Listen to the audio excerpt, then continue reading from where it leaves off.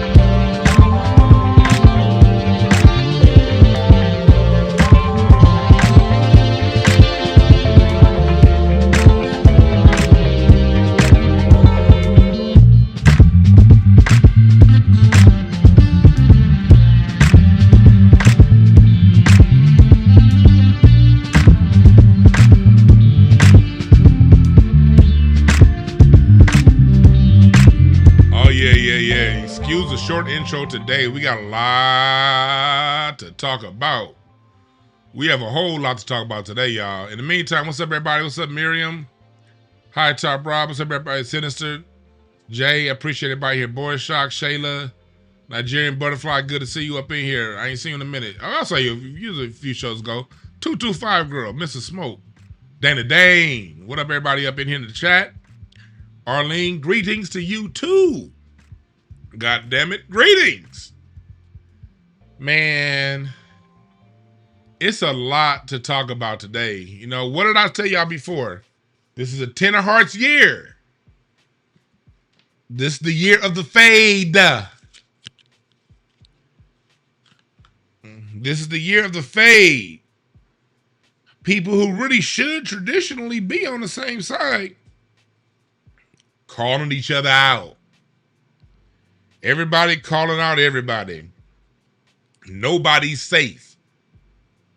And I called this what? What was that? Month number 8? Called what, 9 months ago? These cards be letting you know. And if I'm wrong, put up the video and show me.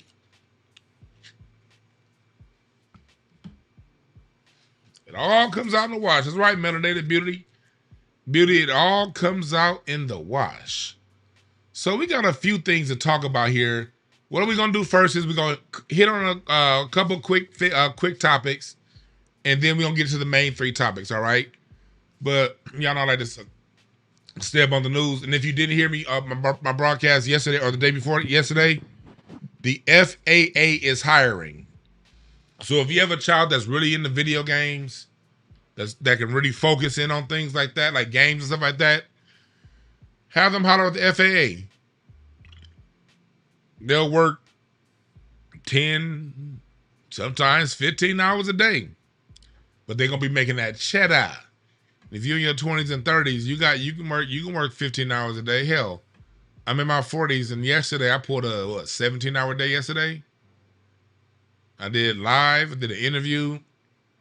I did a spreadsheet for my foundation.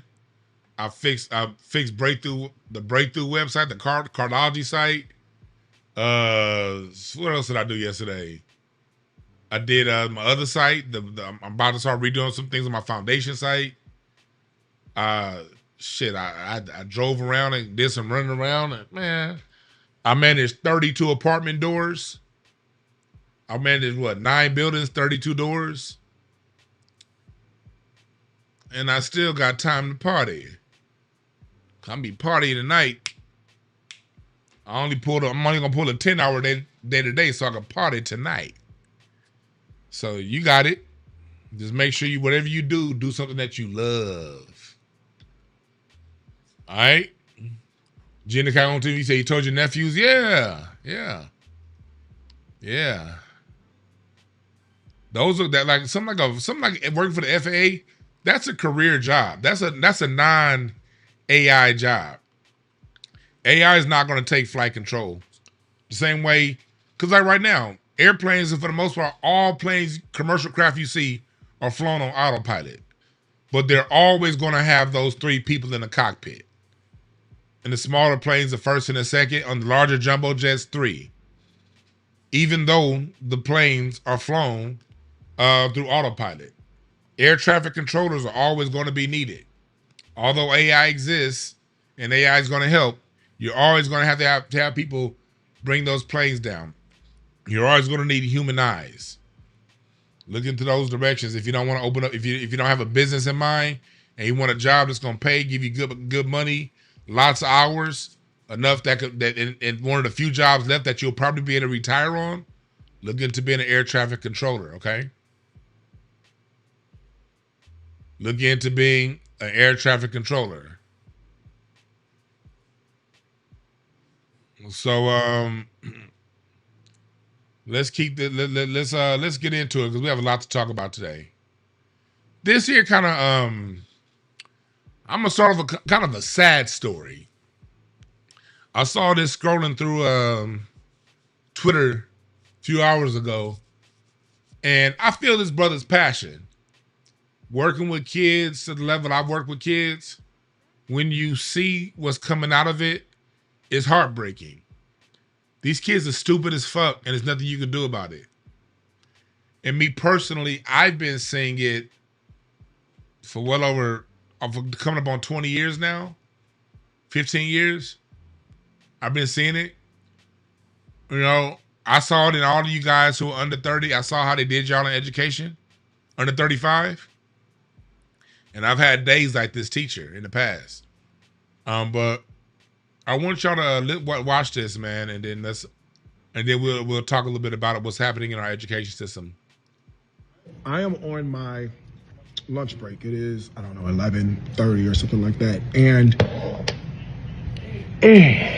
I just finished a 3-hour class.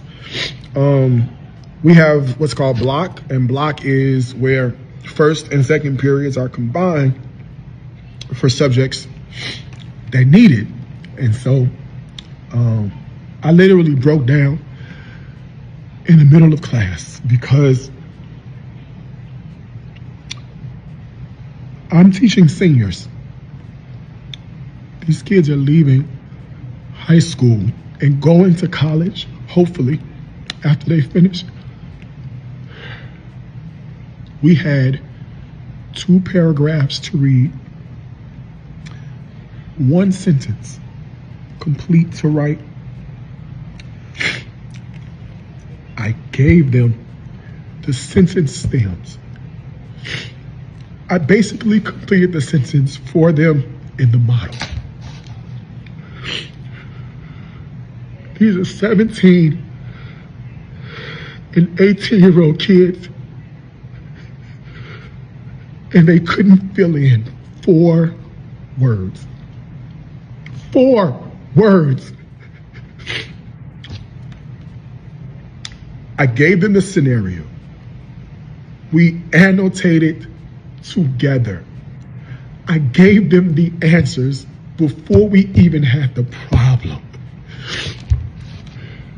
And they couldn't do it. I don't know.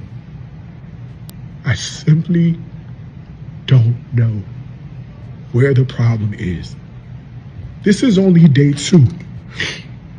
And I have seniors who simply cannot read and seniors who cannot write. They cannot write. They can reason. They have the ability to defend their reasoning if it's talking to their homeboy, but applying that to a written text, 2 paragraphs, and they couldn't do it. Our young black men, our young brown men, our young black girls, and our young brown girls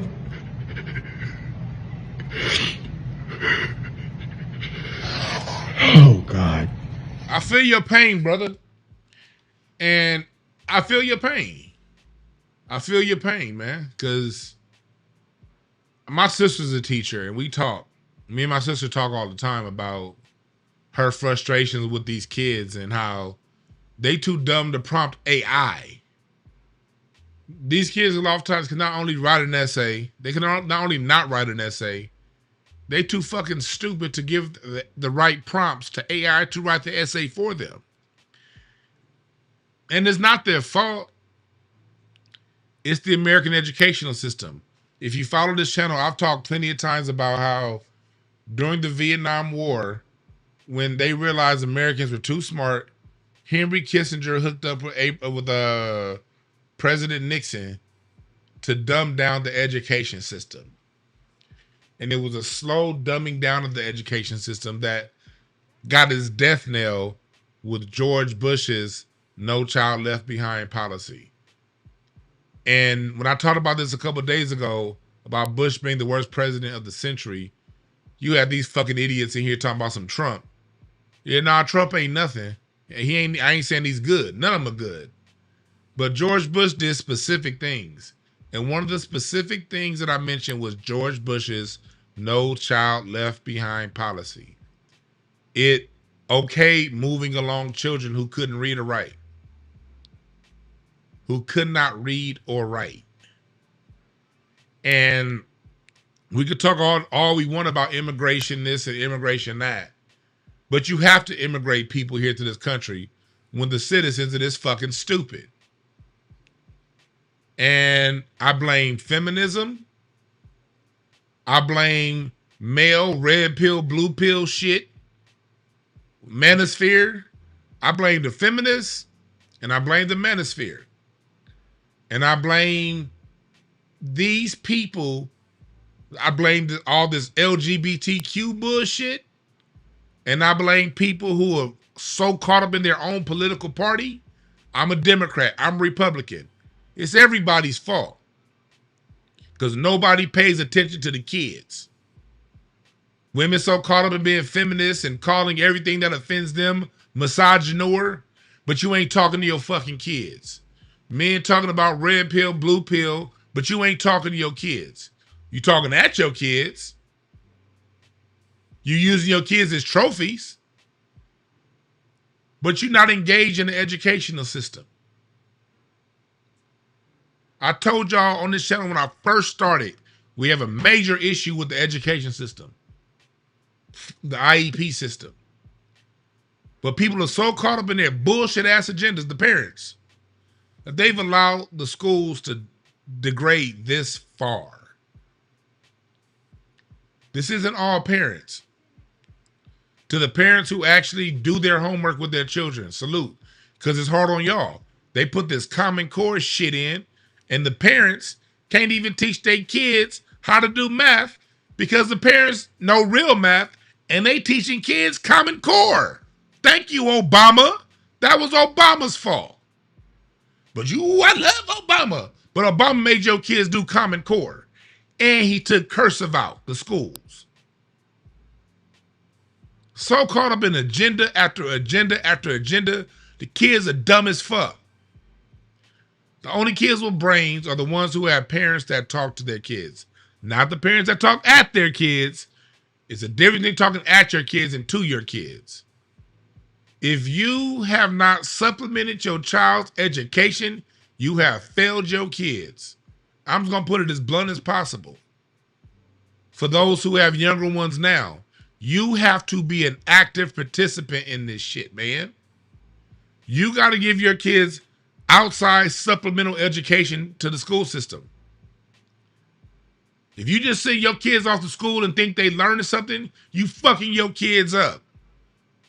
And that's why they got to bring in immigrants, because they bring in immigrants in from countries that actually educate their fucking kids. Because they know that America knows it doesn't educate its children. And this is the world we got to live in. We got to live around these dumb fucks.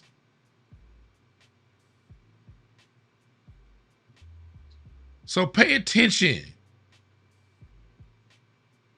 Engage with your fucking kids. Engage means, so what? Don't mess up at school today. No, that's not engaging with your kids. Engage. If they want to teach them Common Core at school, teach them traditional at home. Read to these little bastards.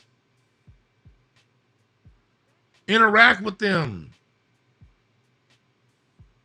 They need you. Because the school system is meant to mess up your child's mind. People are talking about, whoa, Trump getting rid of the Department of Education. Why not?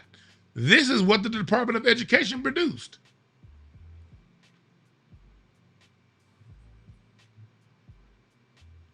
So salute to this teacher who actually cares, man.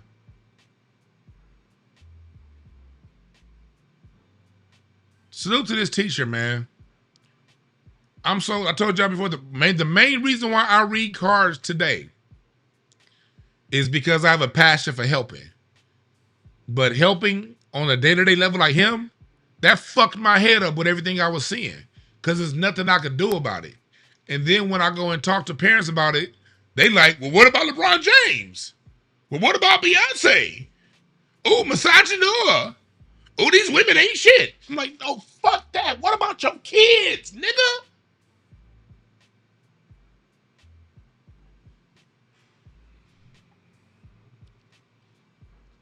I'm not going to stay on this story for too long. Next story. Salute to that teacher. California data center takes vile turn as racist slurs fly at a powerful union.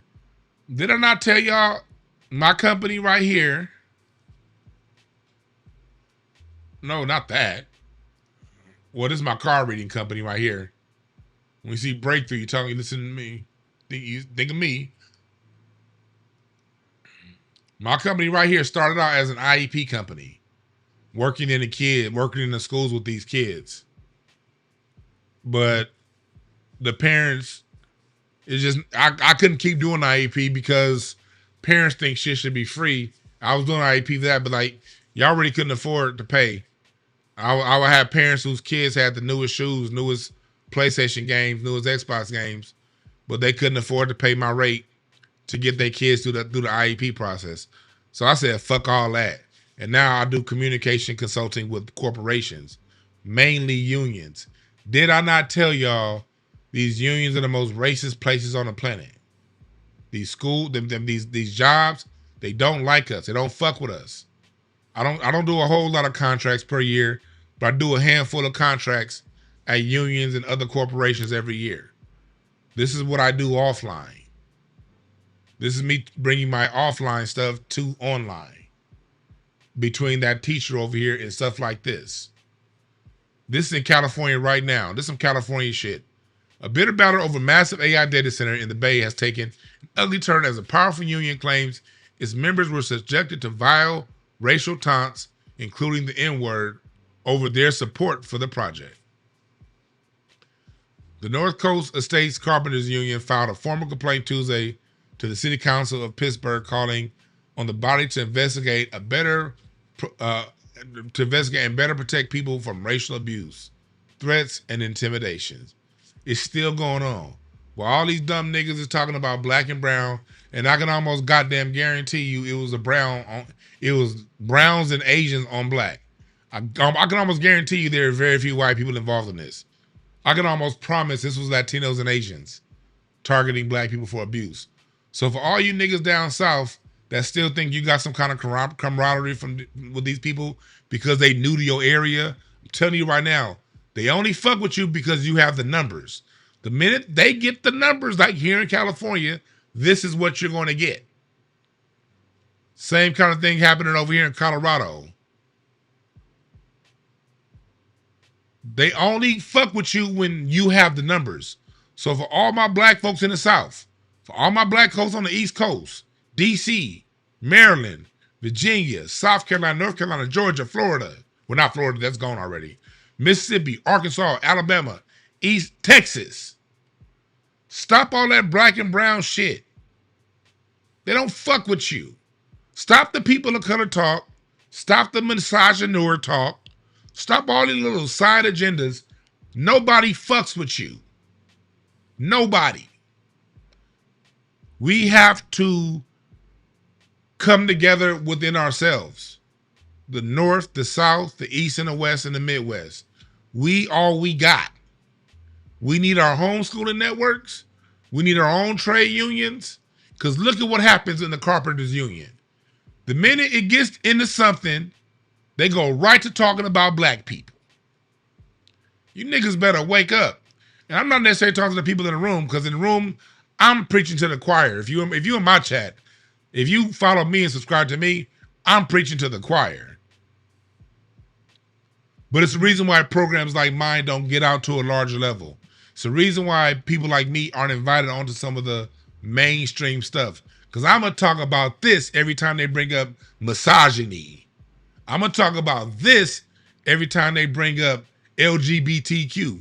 I'm going to talk about this every time they bring up red pill, blue pill. I'm not taking calls. I may take calls in an hour, but I ain't taking calls right now. I got to cook before I take calls. I got to cook first.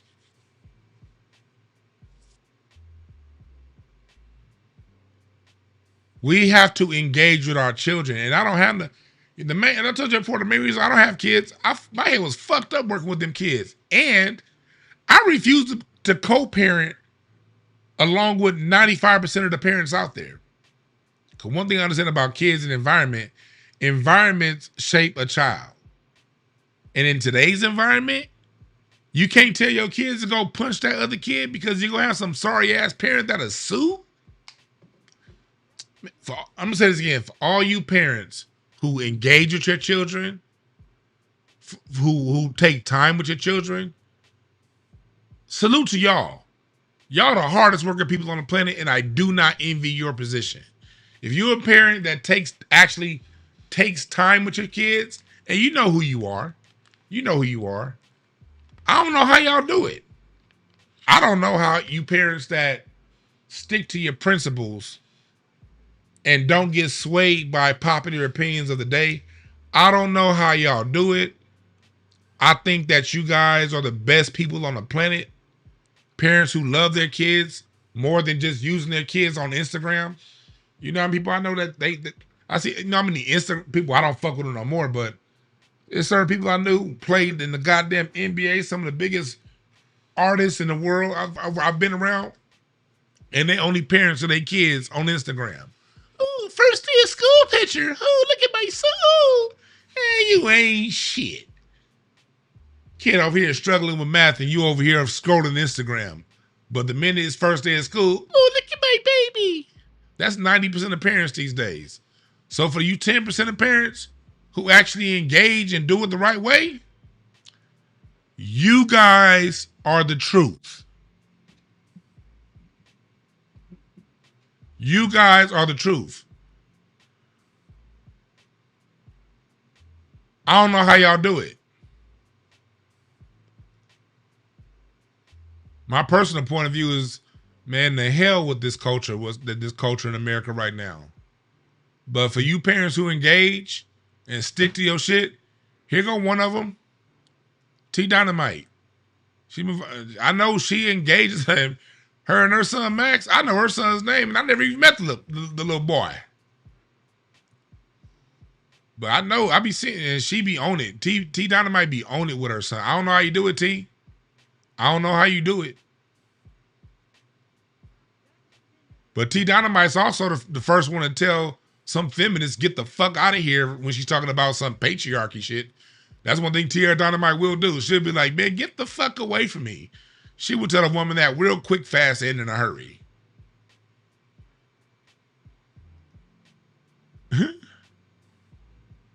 So salute to you parents that don't bend the knee to the current crop of bullshit that's out there today. Next story. Let's get to this story. Because we're going to talk about this Essence thing, man. Essence ain't shit. I'm gonna talk about this Tasha K apology first, then we're gonna get to essence.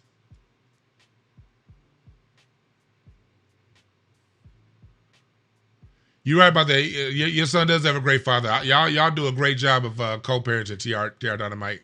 Salute to you. Salute to Netta also, because I appreciate the parents. See, a parent, you don't know everything, so some parents can reach out. You know what I mean? And I can tell by the questions some of y'all ask me, because y'all know I do work with kids. I can tell by the questions a parent asks me right away if they fuck with their kids or not. I know because I've been doing it for so long, I have hundreds of kids that I've worked with. Hundreds. Maybe thousands by now. I know by the questions you ask me if you fuck with your kids or not. And too many parents don't fuck with their kids.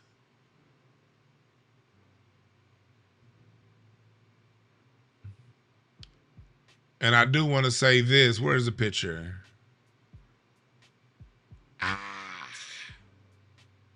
Where is it? Was it on Facebook or is it on Twitter? It must be over on Facebook. I'm going to show y'all this one thing. And then we'll get to the next story.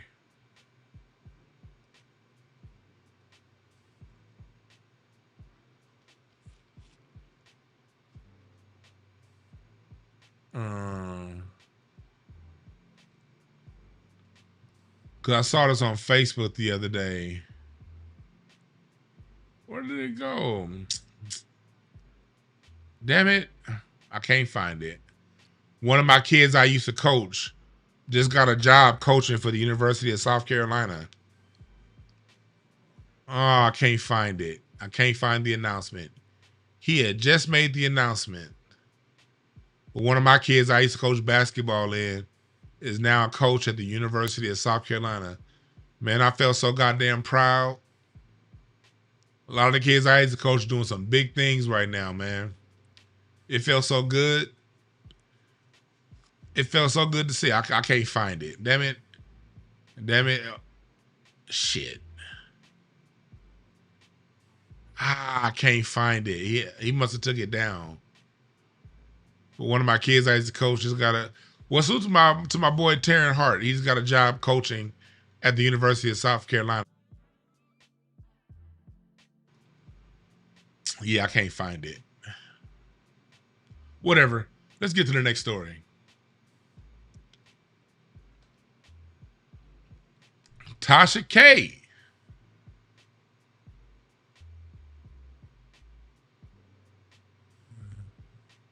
Uncle Max. Tell Max salute, man. That's a fine young man right there. Tell Max I said salute. You said, see, I appreciate it that Marlon J say my son's 11 and he's a little neely full of Steve Coakley. That's dope as fuck, Marlon. Salute to you. All your children should know who Dr. Francis Cressy Welsing is and Neely Fuller. Salute.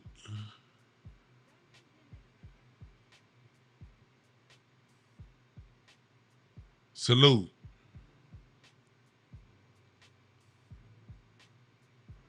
Tasha K. Boy, she backtracking fast, ain't she? She apologizing for what she said yesterday about Black Americans. Listen to this. They've called me a dyke. They've called my kids slow. Hey, be as it may. You know, you gotta have thick skin when you're out here. But to see, I guess, them say that I don't somehow care about... This copy has music. Let me go to a copy without music. Okay. To anybody that I've offended, I didn't mean to offend you. I don't do that. I want any and everybody to be up in here having a good time. Lately, on social media, given the Nolan Wells situation, I mean, just any and everything that has to do with our culture, our people, Blacks as a whole, for some reason, I have been dragged into these conversations. So yesterday's show, had me fired up, because to refer to my family, and I get it, everybody has, they say any and everything about my family, but to see, I guess, them say that I don't somehow care about my people because I married an African man. To refer to me and my platform, or my,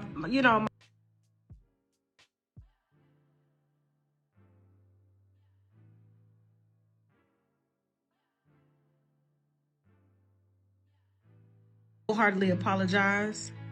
All I saw was divisiveness, and I saw a group of people attacking me, attacking.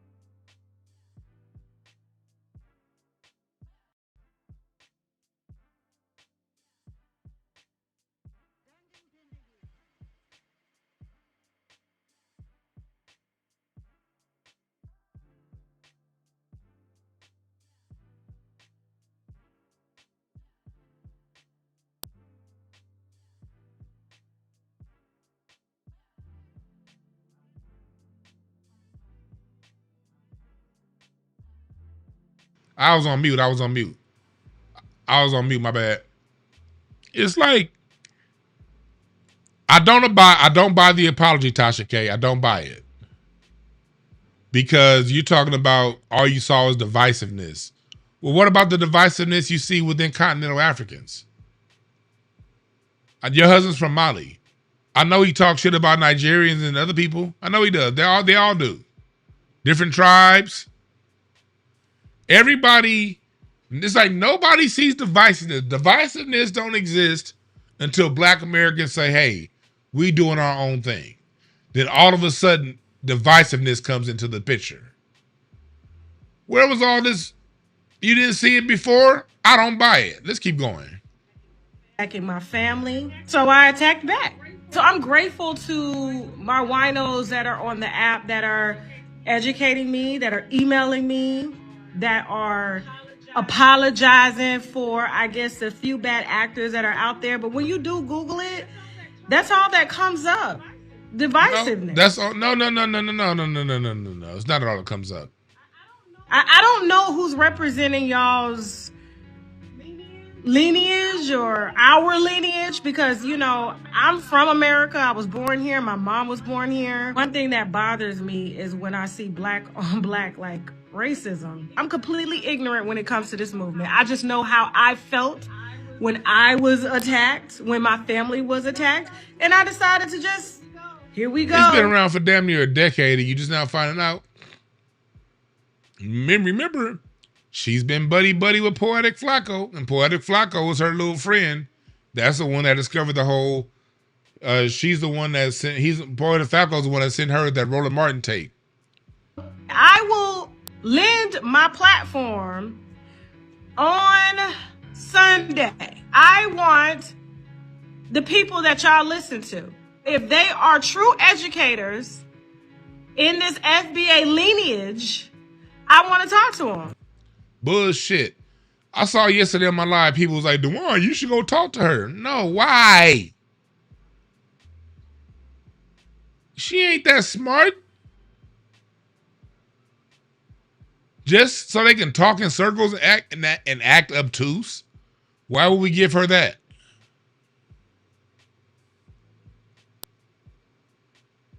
If she's not smart enough to go, it's 1 million hours of videos out there talking about FBA. You got 1 million Tariq videos out there. You got 1 million Black Alpha videos out there. You got 1 million hours of Afro Elite videos out there. You got a couple hours of my videos out there. You know what time it is. That's called clout chasing for clicks. Tasha K is a damn good content creator, and this is a way for her to make some money, honey. If she wants to educate herself, all she has to do is go to YouTube. She know damn well what's up. I ain't about to sit here and play this game with her. At the same time, you had something going with Sassy Man over here. But salute to everybody for making her apologize. It's fact. She apologized in less than a day. And then you got Sassy Man over here. I don't know, anybody would listen to this cat right here. I'm sorry, I just have a hard time listening to dudes with sassy voices. It's just I'm sorry. Just call me old school, call me whatever. But when the minute I hear sass in a nigga's voice, I can't listen to him. Listen to what Sassy Man had to say right here. So when I speak out against FBA, it's like, oh, you don't fuck with Black Americans? It's like, nigga, listen to Sassy Man talking about Black Americans. It's like, oh, you don't fuck with Black Americans? It's like, nigga, I am a Black American. What the fuck do you mean, nigga? No, I said FBA specifically. I didn't say niggas. Remember, I think his mama white. I say Black American because I say Black American. Yeah. Same. This foundational shit got you niggas acting weird. Right, because y'all think y'all niggas to the second power or something. Right. Notice when they say it, notice this. Notice this with these Democrat niggas. He's talking about we niggas. No, we don't think we're niggas to the second power. We take pride. Black people, we're supposed to take pride in our accomplishments. We're supposed to take pride in what our ancestors built. That's not being a nigga to the second power. That's just talking about our accomplishments. And if somebody else got those accomplishments, may they speak up. May they speak up. My great-granddaddy invented the automatic railroad crossing. If somebody from Jamaica, great-granddaddy invented the automatic, something that's going around the world and saved billions of lives, they should speak up. I don't think I'm a nigga to the second power. Just my bloodline made an invention that has saved billions of lives. Because the whole world uses the train system. And the majority of the inventions on the train system came by way of the Black American. We didn't just build the railroad tracks. We didn't just lay the railroad tracks. We also have hundreds of patents on the train itself, making the train what it is today. And before the train, we did the same thing with the steamboat. The steamboat is what made the black middle class of Cincinnati, Cleveland, Detroit, Chicago in the 1820s. It was black people and our work and our inventions and what we've done with the steamboat. Because for the first time in American history, before the steamboat, boats could only travel down the Mississippi. We made most of the inventions on the steamboat, which allowed the steamboat to travel up the Mississippi River. So if somebody else's lineage made these great accomplishments, they should pat themselves on the back too. If somebody else made R&B, they should pat themselves on the back. If somebody else made funk, they should pat themselves on the back. Somebody else made jazz, they should pat themselves on the back. All we do is talk about what we made. But these Democrat niggas are like, hold on now,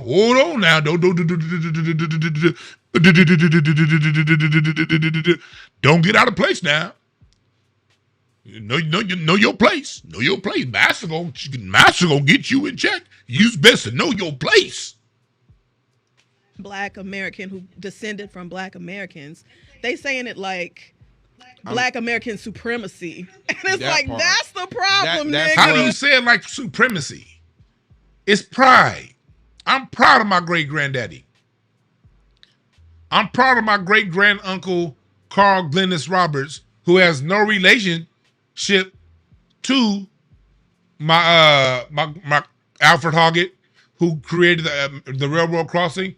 My great-granduncle, Alfred Superior Hoggett, Carl Glennis Roberts, he's the one that Dr. Charles Drew looked up to. He was the #1 surgeon in the state of Indiana, and he was over the Indiana Medical Board review. My great-granduncle, Carl Glennis Roberts, was the person that Dr. Charles Drew, the person who did the first blood plasma surgery, wrote in my great-granduncle's obituary how much he meant to him. That's not superior. That's not acting superior. That's not acting superior. That's just calling a spade a spade. That's just calling something what it is. What's the supremacy? Where did this come from?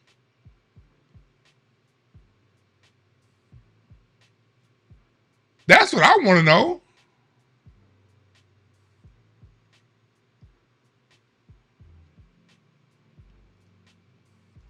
Look, all this talk. See, look, one thing about us as Black Americans, we don't have to speak in general. We can go to our own families' accomplishments, and that's what's bothering these motherfuckers. See, the Dems push people like that Grits and Eggs podcast out there because we only supposed to identify with slavery as Black people. Oh, we were slaves, and oh my God, we were so hurt. Oh my God, they hurt us. You enslaved us. You beats us. That's what they want. And I'm like, nah. Hell nah.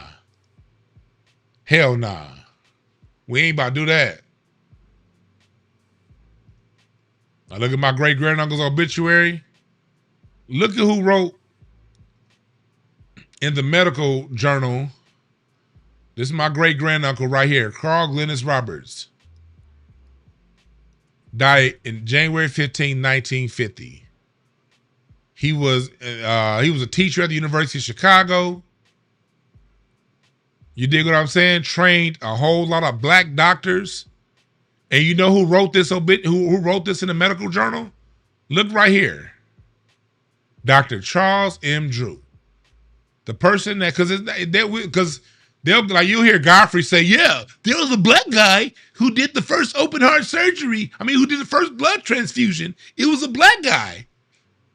Well, Charles Drew wrote my great granduncle's obituary just a month before Charles Drew died. Y'all see that name right there? Charles R. Drew. When you have a continuum of greatness like we do as a people, why not do this to it, man? And all of y'all listening to me, if you look up your family lineage, you got dope uncles and aunties and grandparents and great-grandparents too. I know somebody in my chat who has a family member that made a great invention that helped push the railroad forward, or the automobile, or the medical industry. Everybody that's Black American in my voice right now got somebody within a generation or two that did some dope shit. We gotta stand up and be loud about that. Don't listen to these niggas trying to say, you better be humble and just go ahead and take, you were slaves. You were slaves, and we supposed to just go ahead and be humble and meek because we were slaves. Nah, fuck that, and fuck you if you think that way.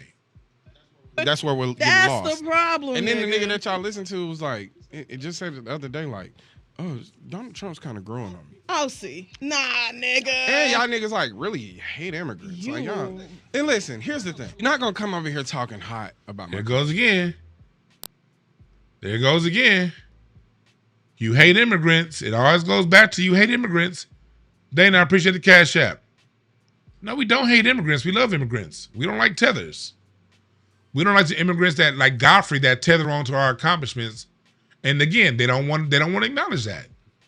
You're not going to come over here talking hot about my people. I'm not with that. I'm going to defend that every day. Because they're my people. You talking about me at this point. Right. But I'm also not like, go back to your country. Like, nigga. Let's be for real. Handle your business. I'm jealous that you know what country you came from. Heard what she said? You know, I'm jealous. Listen to this step and fetch it shit right here. I'm jealous you know what country you come from. Listen to this again.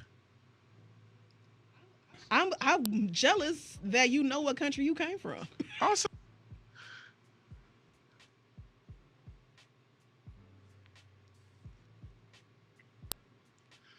these are the people telling you that you think that you're a super Negro. This is a woman that's never looked in her own history. This is a woman who's never looked at world history. You're jealous of people who got a birth date of January 1st and have no documentation of their grandparents, great-grandparents, who were moved off their tribal lands and pushed into these newly formed countries named Nigeria and Ghana that were named by white people. Most of the countries in Africa were named by Europeans. And the land that they're on right now is not their tribal ancestral land. And you're jealous? What do I always tell y'all? When y'all hear people talking against Black Americans, It's a couple people, different types of people. It's either people with very, very, very low character or a very, very low point of view of themselves. If you're jealous of somebody else because they know what country you come from, that means you have no pride in where you come from and where you stand and where you live. So,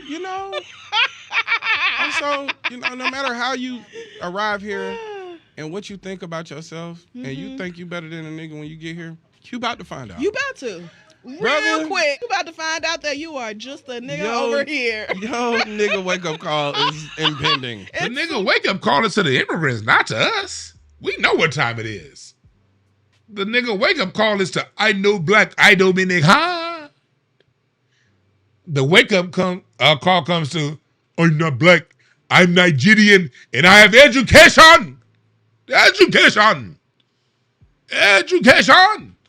The wake up call is the people who think their education is gonna save them. That's the wake up call, fool. These people are fucking idiots. These people are idiots, y'all.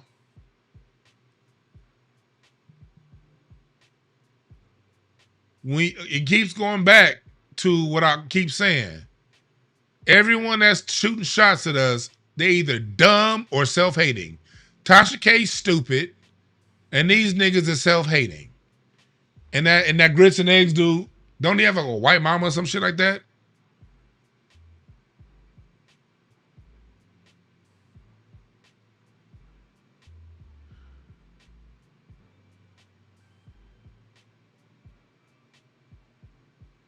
She's talking about she's jealous, they know where they come from, and saying that we shouldn't be so prideful when I know what my great-granduncle did.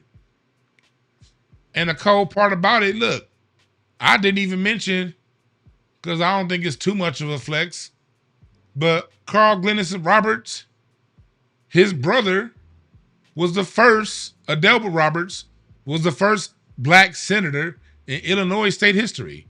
His brother. And his other brother, my great-grandfather, helped, as a stonemason, helped build the courthouse in Paw Paw, Michigan.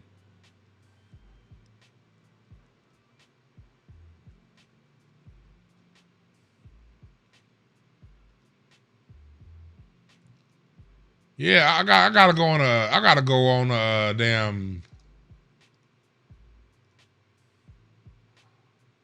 I gotta go on a trip to this motherfucker. Carl's brother downloads. My great-grandfather, as a stonemason, helped build this building in Van Buren, Michigan in 1902 as a stonemason. That was his brother. And his other brother,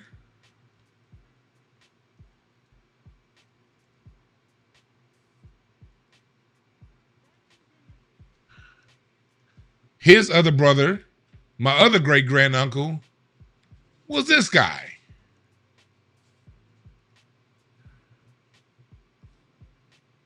Adelbert Roberts, the first an American politician and attorney who became the first black American to serve in the Illinois State Senate. That's his brother. See, when you know where your stock comes from, you have pride in it. And you not jealous of where nobody else comes from. So who y'all gonna listen to? Somebody that's jealous of where somebody else come from, or somebody who know where the fuck they come from?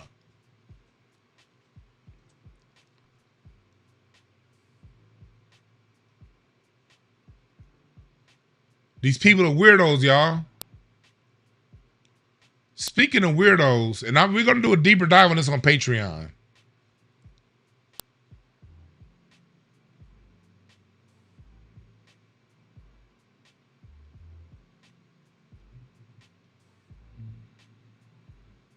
Yeah, we got to go into our own history. Man, I appreciate that, Big Brazy. We have to dive into our own family history, man. We have to dive into our own family lineage.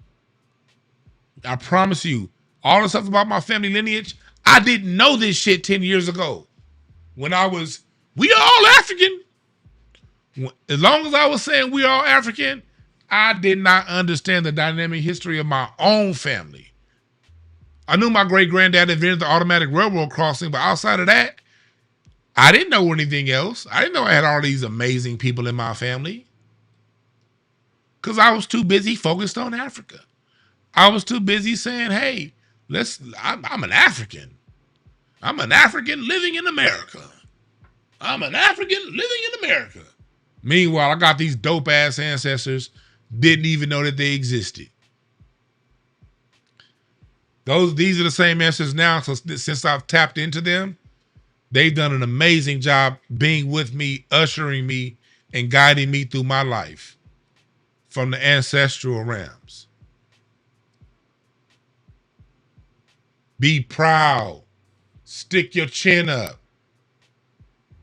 If they can be proud Caribbeans, why the hell can't you be a proud Black American?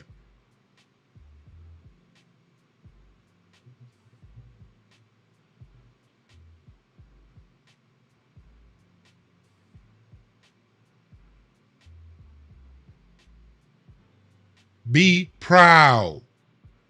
Be proud. Don't listen to anybody trying to tell you to not be proud of who you are and where you come from.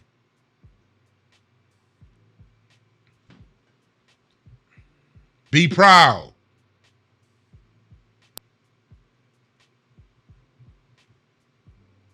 Be proud. Now, let's get into this. This is the cost of having Essence owned by Africans. This has to be one of the worst lists of all time. The greatest R&B songs of all time. I'm going to start off by saying this. And I'm going to say this and I'm going to say this proud. First off, there is no top 50 R&B song written after 1979. There may be a couple. There may be a handful. Maybe 5 at the most.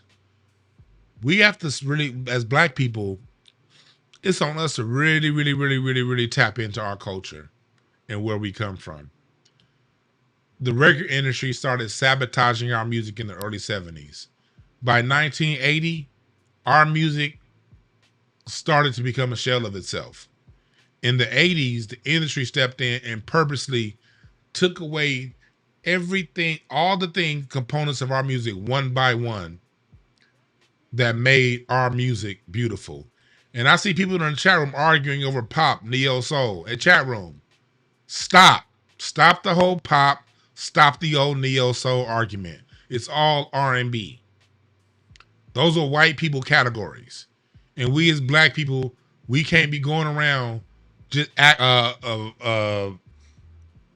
falling in line with how they categorize our music. It's all R&B. R&B is the master genre of all this music. It was rhythm and blues that put together the 2/4 backbeat, that put together with a defined 2/4 backbeat on the snare, that everything after that precedes it. I can tell you, I can tell y'all ain't even read my article. People arguing over pop in this. If you're arguing pop neo soul, you didn't read my shit. You think I'm writing this stuff for shits and giggles? I'm writing these articles so we can know what the fuck we are. I'm not writing this shit. I don't get paid. Well, I did just add Google AdSense, so yeah, I will be getting paid for clicks. So make sure you click on the ads that come up on my site so I can get paid a little bit of something. But I ain't writing this shit for shits and giggles. I'm writing it so we know what we talking about. F everybody else. I'm writing this for us so we know where we come from. I'm a researcher, so I don't expect everybody else to know what I know. I don't expect that. But I take time to put it down into context so you understand. This is a 35-minute read. This is a long read. But in this article, I break down how rhythm and blues brought it, how it took the songwriting structure of the blues, the rhythm of jazz, the performance of boogie woogie, and vaudeville and the chitlin circuit and the emotion of our original country music, the classical sound with string arrangements that come from Philadelphia, Black Philadelphia, by the way, because most of you niggas think white people gave us string music. No. Comes from the North. And a lot of you niggas be, it all come from the South. No. That part comes from the North. And we're going to do a Patreon breaking this down even more. And how rhythm and blues was the master genre that brought all of those together and added the defined 2/4 backbeat on the snare. And when I wrote this article, I wrote it so that you guys, everything that I wrote in here and how you can click on to give an example, how the church is our conservatory. The chitlin circuit is how we performed it before we got to the masses. How our Black-owned radio and independent radio is what pushed it out there. How rap traces its ancestry to Louis Jordan. Station with a pack on my back. I'm tired of transportation in the back of a This is your hack. father of R&B right here, Louis Jordan, who also rapped. You hear him rapping, don't you? I love to hear the rhythm of the clickety-clack and hear the... It was the rhythm and blues that everything else came out of. Rock and roll is a child of rhythm and blues. Reggae, R&B, reggae, disco, funk, hip hop, dance music, all of that, pop, all of that comes out of R&B. So we don't need to be arguing over this shit. They can argue. They don't know no better. They didn't make the music, so they shouldn't know. But we should. Y'all gotta read this article. I'm not writing this shit for shits and giggles.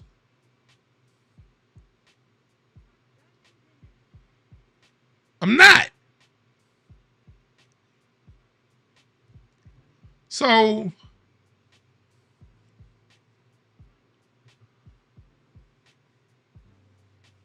look at this. This is Essence Magazine, which is African owned, by the way. Appreciate that, Hurt. Appreciate that, Hurt. No, Motown did not spawn rap music. That Louis Jordan I just played for you was 20 years before Motown was around. All right? Cab Calloway was 30 years before Motown. Stop. No. One thing we got to understand is there is no one thing today, anything. There's no one person, no one label, no one nothing that spawned anything in Black America. It's always a collective. It's a collective. We're creative people. And we combine things as a collective. Did Motown play a part? Yes. But if you start at Motown, you already at least 30 years late. At least. Y'all gotta listen. Y'all gotta listen. So let's get to this list.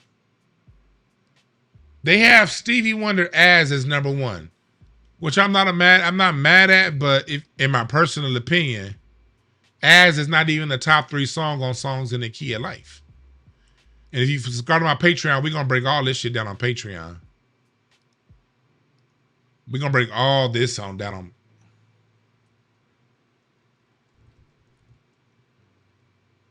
I love As. Don't get me wrong.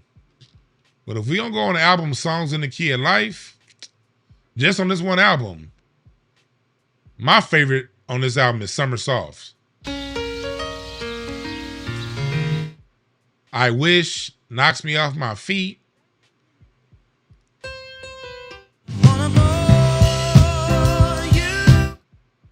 Loves and Need Love Today.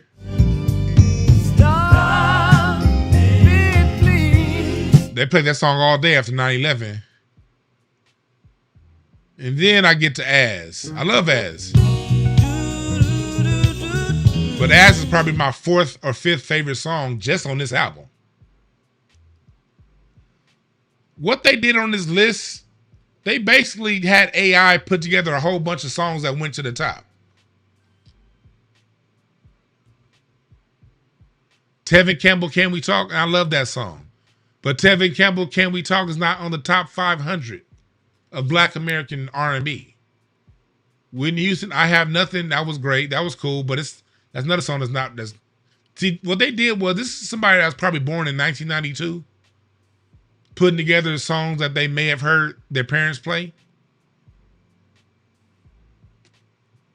If I'm gonna tell you the whole truth, Before I Let Go by Frankie Beverly and Maze, that's not even a top 10 Frankie Beverly and Maze song if you ask me.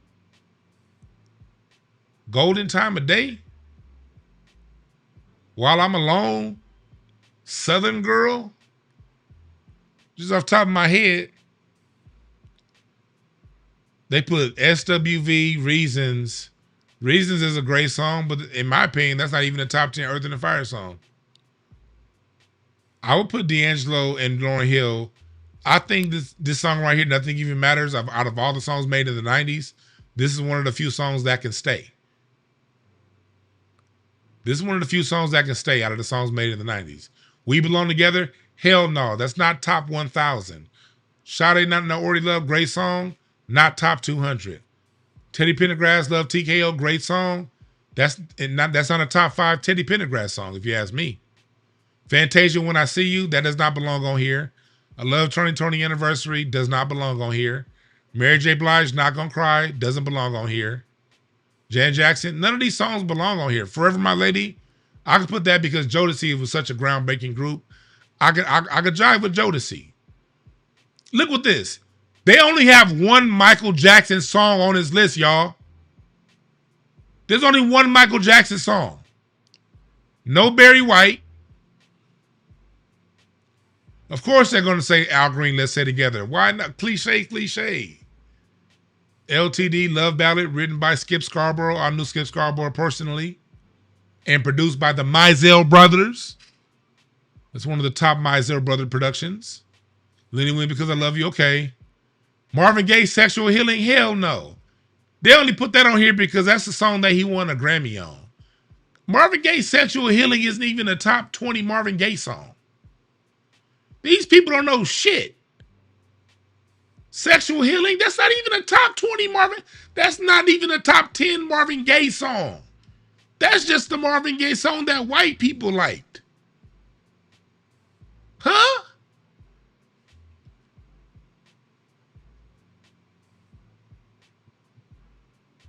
Listen, they got Frank Ocean even on the list. Frank Ocean, there's not a Frank Ocean song on the top 1,000. Yes, I say top 1,000 because if you're on my Patreon, you have this playlist right here. For those of you on Patreon, oh no, that's the other one. That's the other one. Let me give you the other list. If you're on Patreon, you have this list.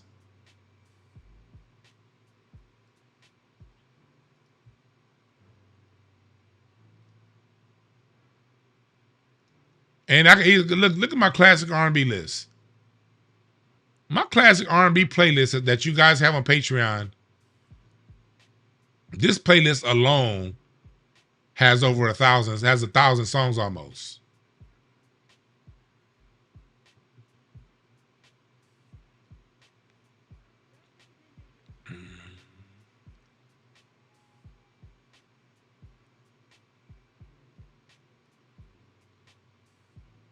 This playlist alone has almost 1,000 songs on it.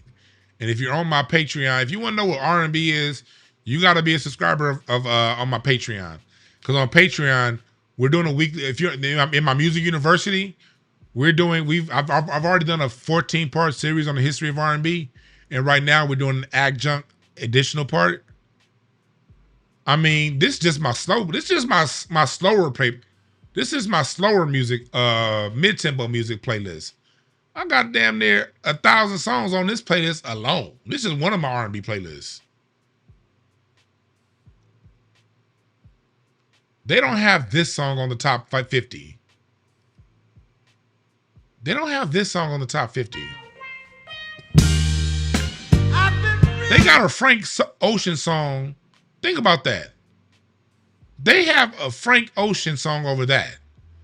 They have a Kalani song over the Manhattans. I want to hold. There's just so many. They have a Kalani song over that. They got a Kalani song over I Can't Help It.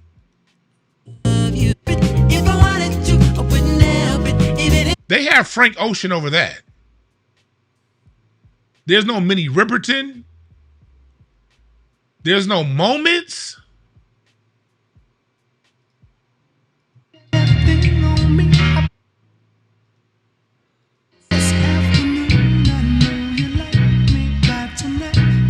They what?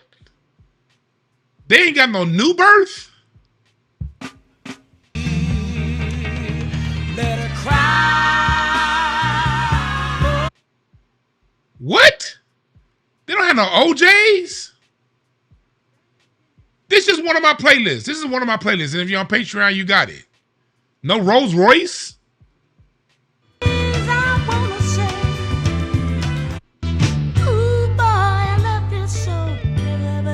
They ain't got no Rick James?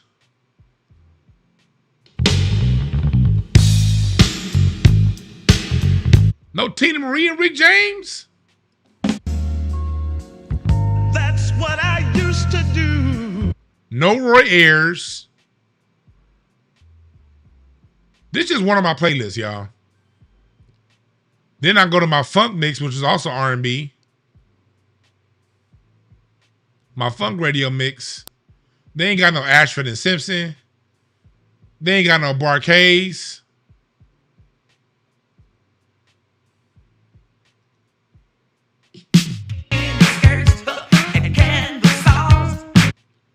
They ain't got no Barry White. No Bill Withers. No Bobby Womack. No Bootsy Collins. What y'all know about this? Of course I'm a player.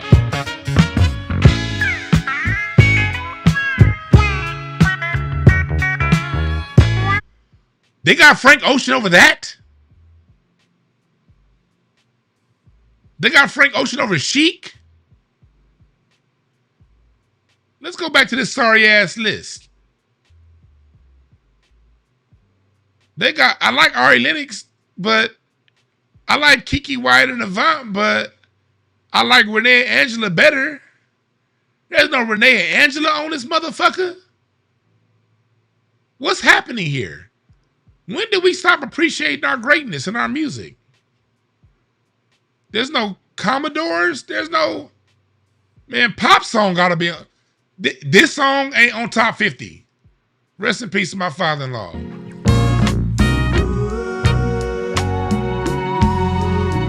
You mean to tell me Frank Ocean, you mean to tell me Kalani did a better song than this?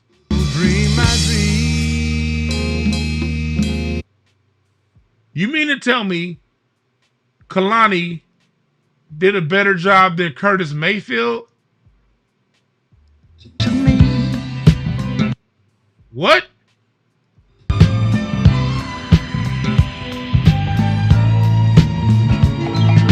Embracing me. This What?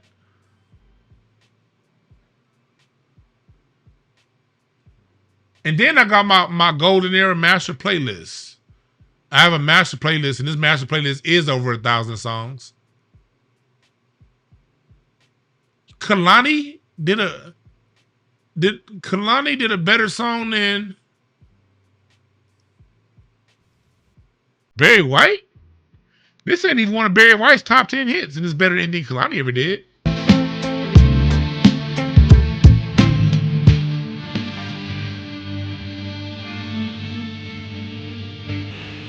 Listen to how this music makes you feel, yo. Huh?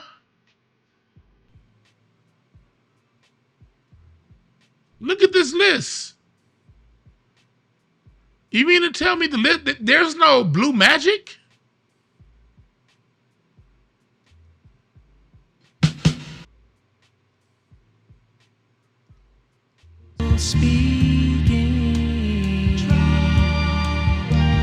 There's no Bloodstone?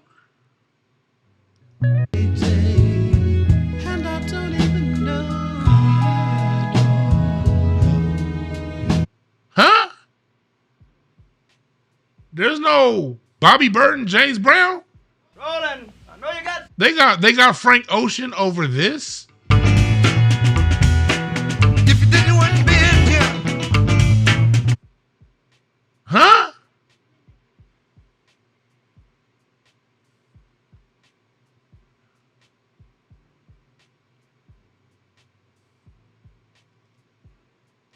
You got to get it under white word up. Frank Ocean over that?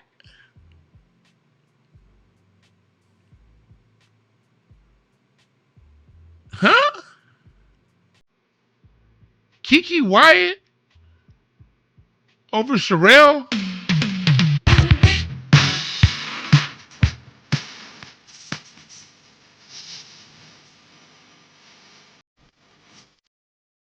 Huh?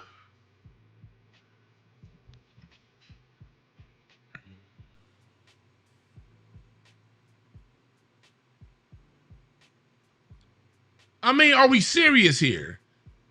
They didn't have the Dales?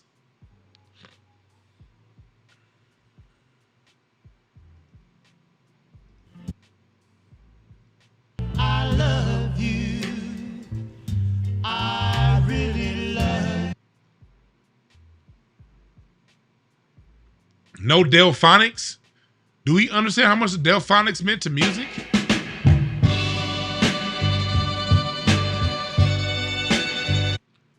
Huh? They didn't have no Denise Williams?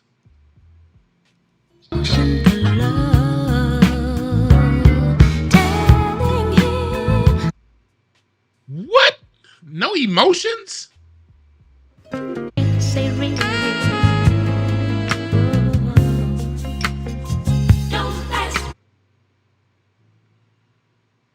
No Enchantment?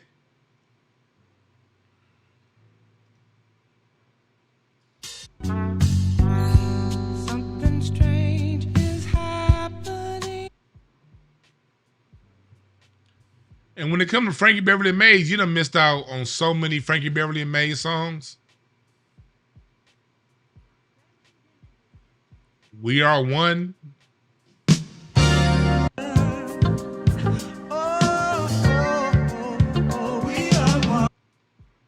I mean, all of these songs.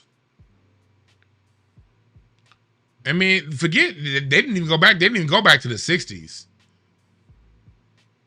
They didn't even go back to the 60s. My Sunday Oldies mix, that's on Patreon too. What? The Supremes?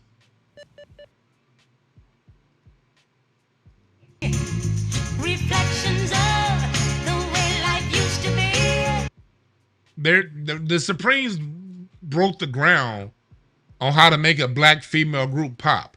There is no, because in this so-called list, they're using Impact and things like that.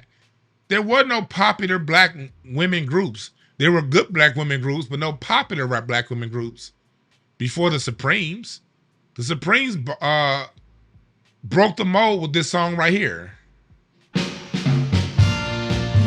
Oh no, that's the Four Tops, which also belong on that. They don't have no Four Tops, which also belong on that.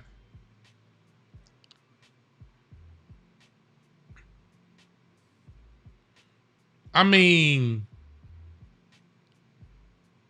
no Jackie Wilson.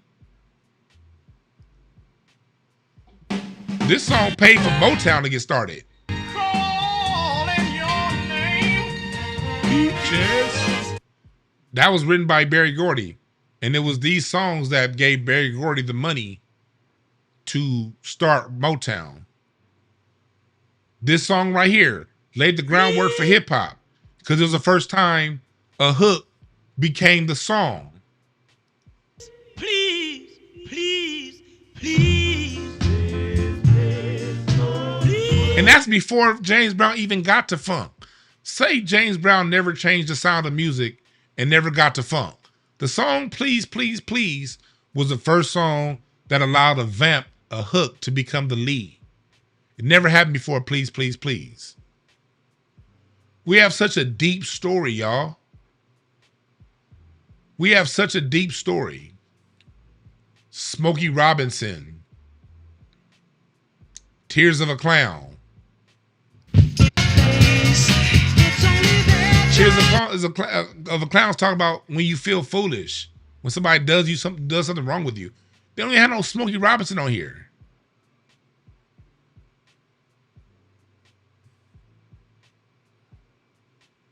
Like, dude, what are we talking about here?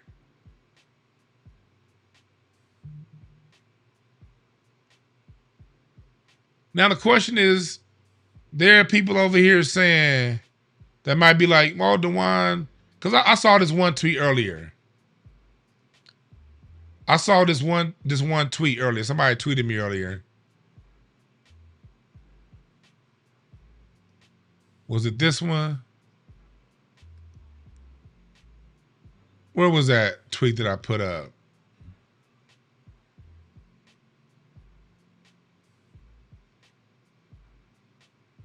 Where's that tweet that I put up?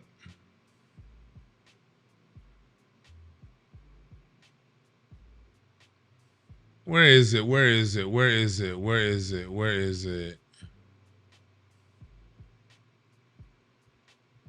Where is it? I want to use this person as an example that was all up in my mentions. I want to use this person as an example. No, that wasn't it.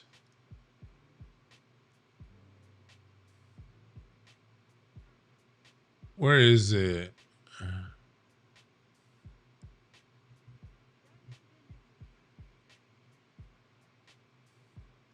Was it here? Where was it? I was talking about Black American music.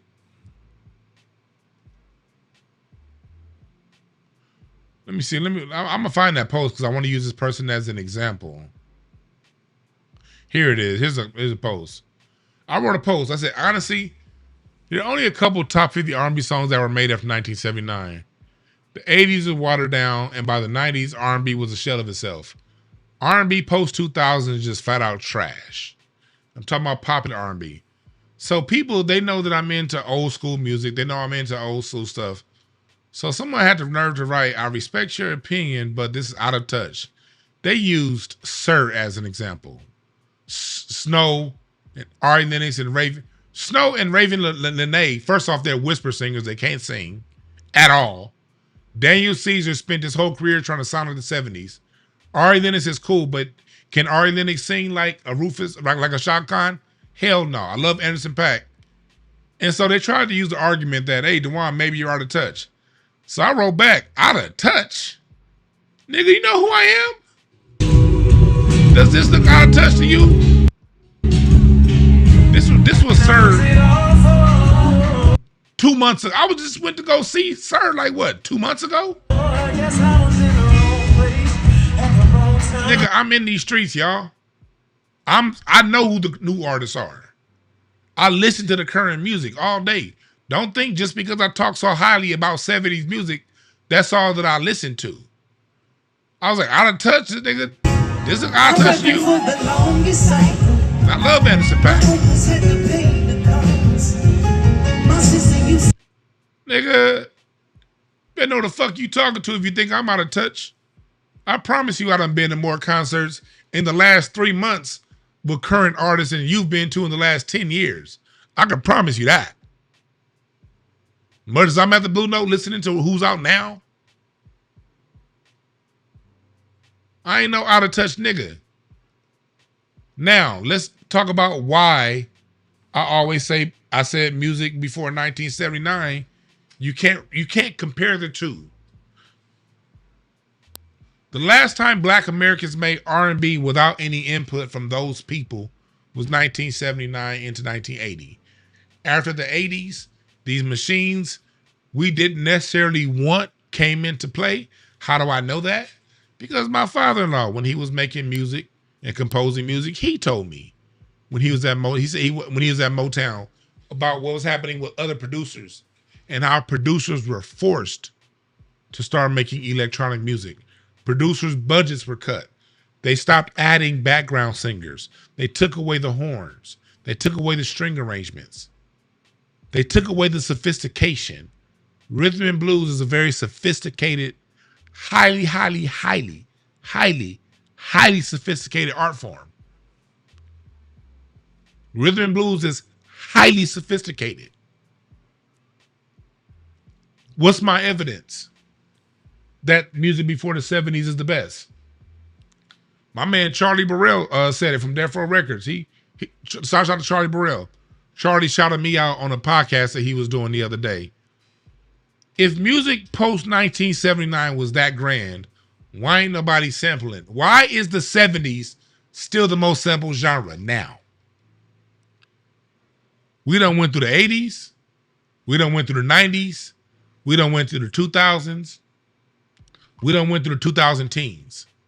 Why is rhythm and blues and hip hop and house and pop and Afro beats, why are they still sampling the 70s now? That's all I need. That's the only evidence I need to give you. Really? The 70s music was so great, it's still making hits now. The 90s hip hop does not survive without 70s hits. 90s R&B is a shell of itself without 70s samples. Let me give you an example. You think I'm lying? Okay, cool. Let me give you an example. Let me go to my 90s playlist.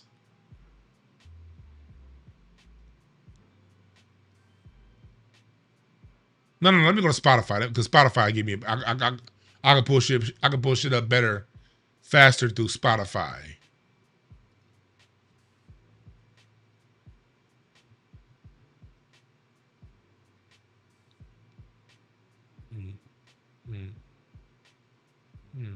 Hey, wait a minute. I'm trying to bring this song I want to hear. What songs did I want to bring up? Oh, Toto.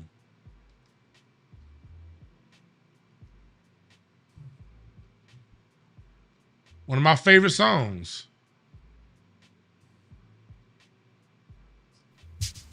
You just don't.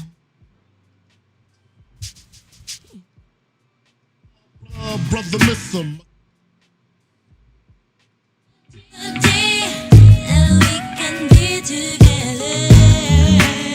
That's Total, right? You know what song that is? That's right. You know a song? You know who else used that beat? Silk. Yeah. Got it going on, don't you know? This sexy got it going on, I told you so. You know what that is? Two major hits from the 90s was still taken from the 70s.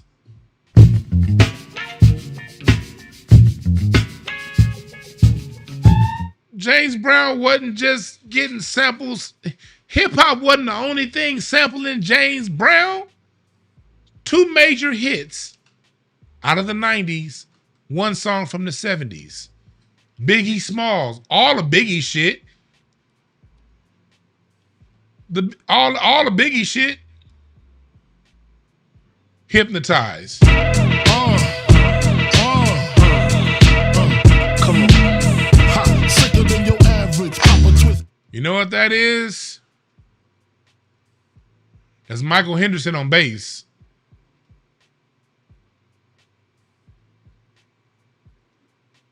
That's this, Rise. No, I'm looking. No, not wrong song. Wrong song. That Biggie hit is Rise.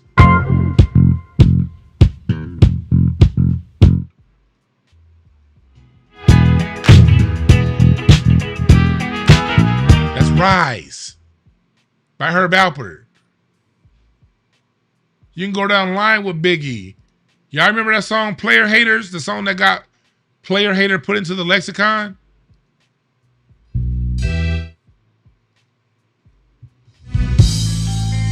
You know we need this money. You know what song that is?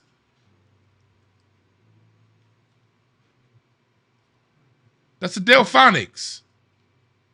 Hey Love.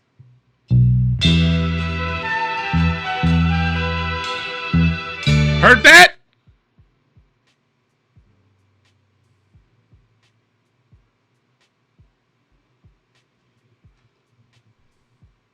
You can't.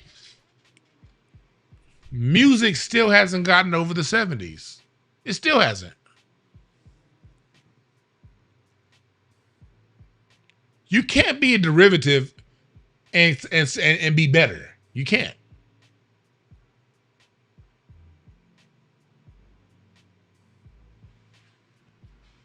You never heard of Herb Alpert? Yeah, Herb Alpert, white boy. He A&M Records.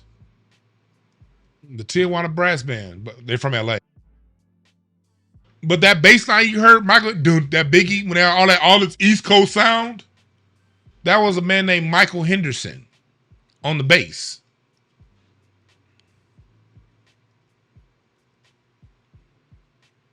And Michael Henderson worked a lot with Norman Connors.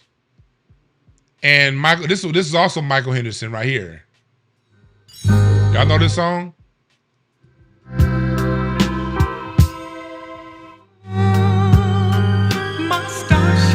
Can't play too much because I ain't trying.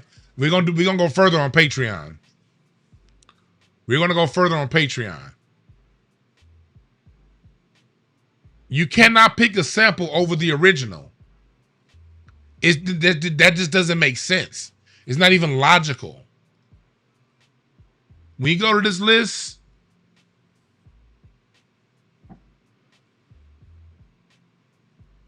come on now.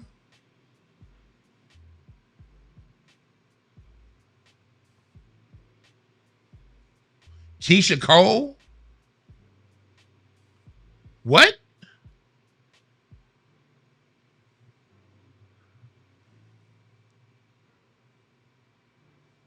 What?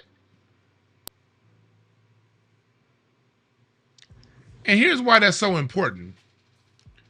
It's why it's so important to pay love to the music before the 70s. Because as you know, I'm a music researcher.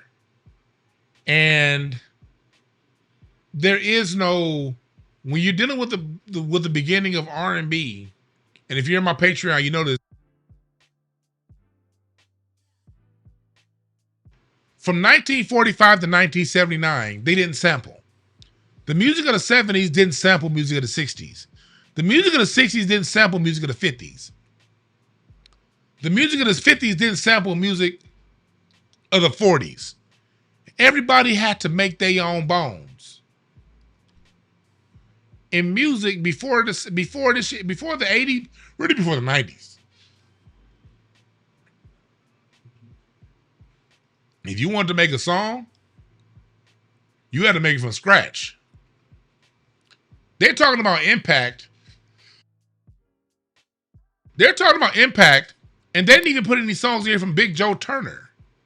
One of the most impactful songs, one of the songs that really got the genre known as rhythm and blues off the mat was Shake, Rattle, and Roll by Big Joe Turner. How many times have you heard the term shake, rattle, and roll? Press number 1 if you ever heard the term shake, rattle, and roll. Well, the term shake, rattle, and roll comes from this. When you wear old dresses, the sun comes shining through. This was one of the most impactful songs ever. Ray Charles.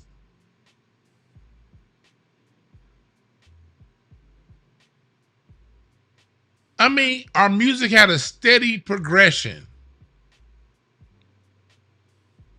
And then when the 80s hit, it stopped.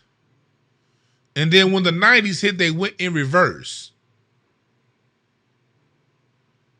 Why is this so important that I'm saying this? Why am I saying this? Like Lauryn Hill said, music is supposed to inspire, so why ain't we getting no higher?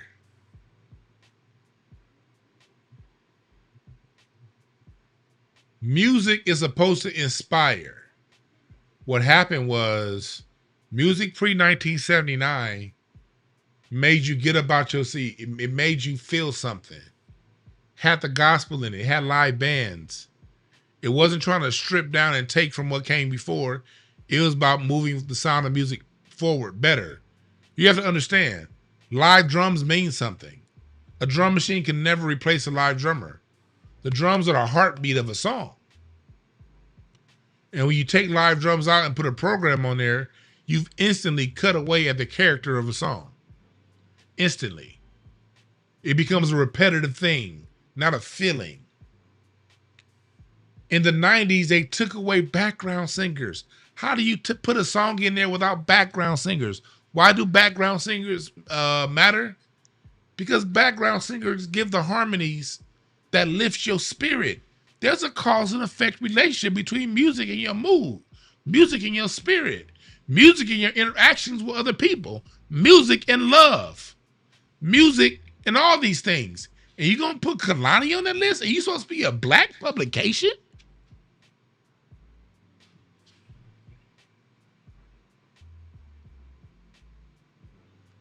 They brought in all that 90s shit was loops on the R&B side of the game. You know what loops do to you? When the music behind the lyrics loop over and over again, it gets your head in the loop. When that song don't go to the bridge, it doesn't get a chance to open up. Bridges open up a song, and we're gonna get to this on Patreon. Bridges do this to a song. It opens the song up like a lotus flower. Movement, transitions, key modulations, all these things have a direct impact on your spirit. You don't get that in 90s music. You don't get that in 2000s music. As good as 90s music is, and I like a lot of 90s music, but they're so beyond dangerously in love. What? You done got rid of, we done lost, see, black folks, allowing this essence shit, these motherfuckers done lost the plot. Rhythm and blues is our master genre. It is our master genre.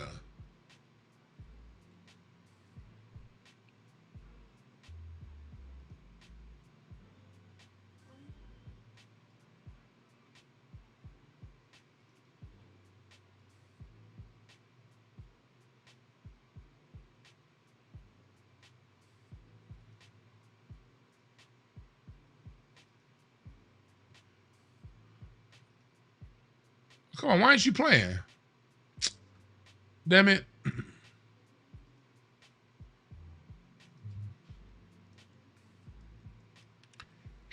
Let me give you one shining example of the difference between the 70s and the 2000s, 90s.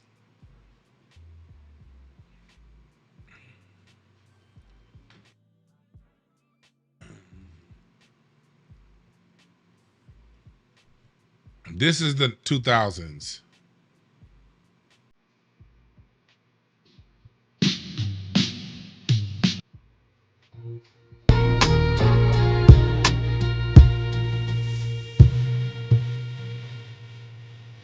Hear that?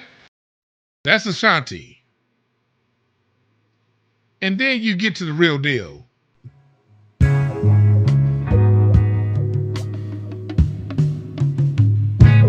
Which one sounded better?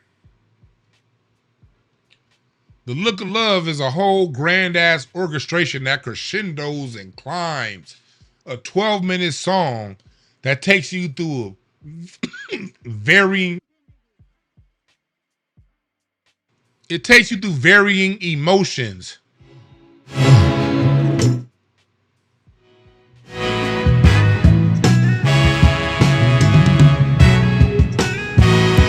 go from that in the 70s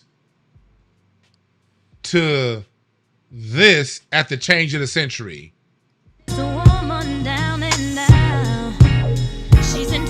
No, just you can't even compare the two. You can't even compare the two. All of this was done to lower the vibration. And what's my evidence? What's my evidence? My evidence is what we talked about last night. My evidence is what we talked about on this very channel last night.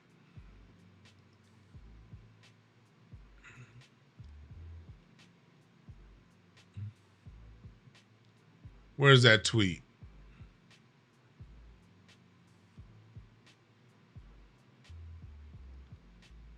Here it is. Correct me if I'm wrong, but is it only hip hop that has this much commentary on everything artists do?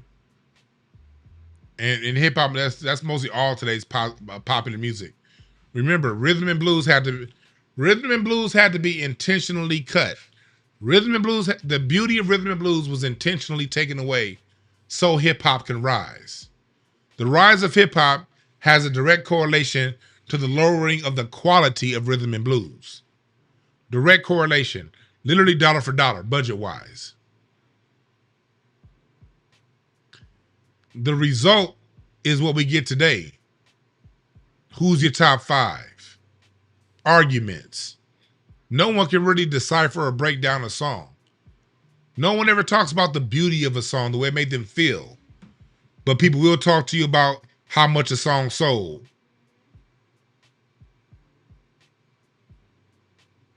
You dig?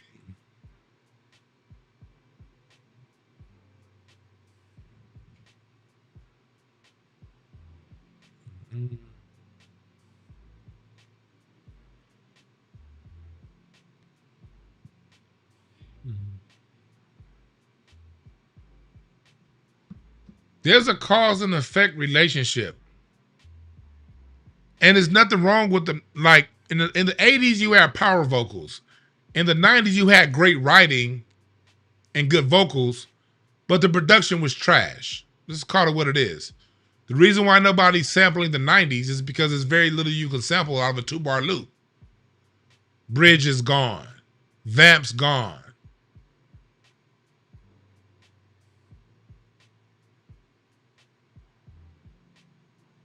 There's a direct correlation between the quality of our music deteriorating and the quality of our sense of brotherhood and community as a group going down along with it. Very strong connection.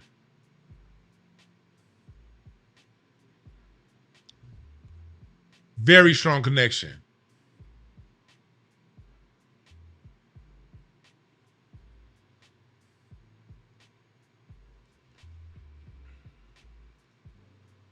And that gets me to the last topic of the day. Then I'm going to have y'all call in. That gets me to the last topic of the day. Ray Daniels aired out Charlamagne the Weenie. Because it's like, nigga, like you don't air me out like I'm not who I am, nigga. Oh, he said, don't. He called me, so Charlamagne called me to check me about Jay-Z. And was like, you shouldn't be talking. No. Somebody wrote, B2K and Bow Wow has some pretty authentic R&B. No! You need to follow my Patreon. No, B2K was gimmick music. That's why, did y'all watch that Pretty Ricky B2K versus? B2K's music was sounding like trash because it was novelty music then. That was novelty kid music. Hell no, brother. You need to sign up for my Patreon.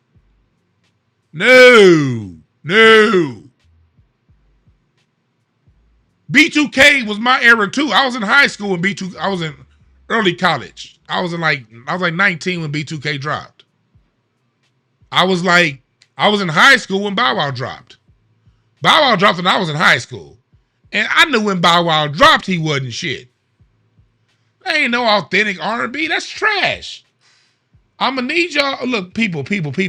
I understand everybody has their preferences. My personal preference is still going to come back to the 90s because the 90s and the 80s represent my childhood. Those are the memories that connect most to my childhood. The music that gives me the most warm and fuzzy feeling from my time was in the 80s and the 90s. But I'm mature enough to take a step back and say, although Tevin Campbell's I'm Ready album was meant a lot to me, quality-wise, production-wise, can I compare that to Harold Melvin and the Blue Notes? And the answer is hell fucking no. You're talking to somebody who grew up on 90s music. I just know how to separate what I grew up on and how that made me feel from what's quality and what's not. And objectively, I was born in 1981. I wasn't even born in 79. I was born in 81. So if I'm gonna go with the music that of my childhood that made me feel a certain way, I'm going with the 80s and the 90s all day, and twice on Sunday. But I noticed one thing: in the 90s, I didn't get, especially when you get to 2000, I didn't get the harmonies. Harmonies do. When you get four black folks, the Four Tops, the Temptations, the Supremes, the Emotions, the Jones Girls, the Pointer Sisters, when you get them singing together, that does something spiritually. When you get them singing in those harmonies over a live band, it's a completely different experience than Dru Hill. I'm sorry. No, I'm not sorry.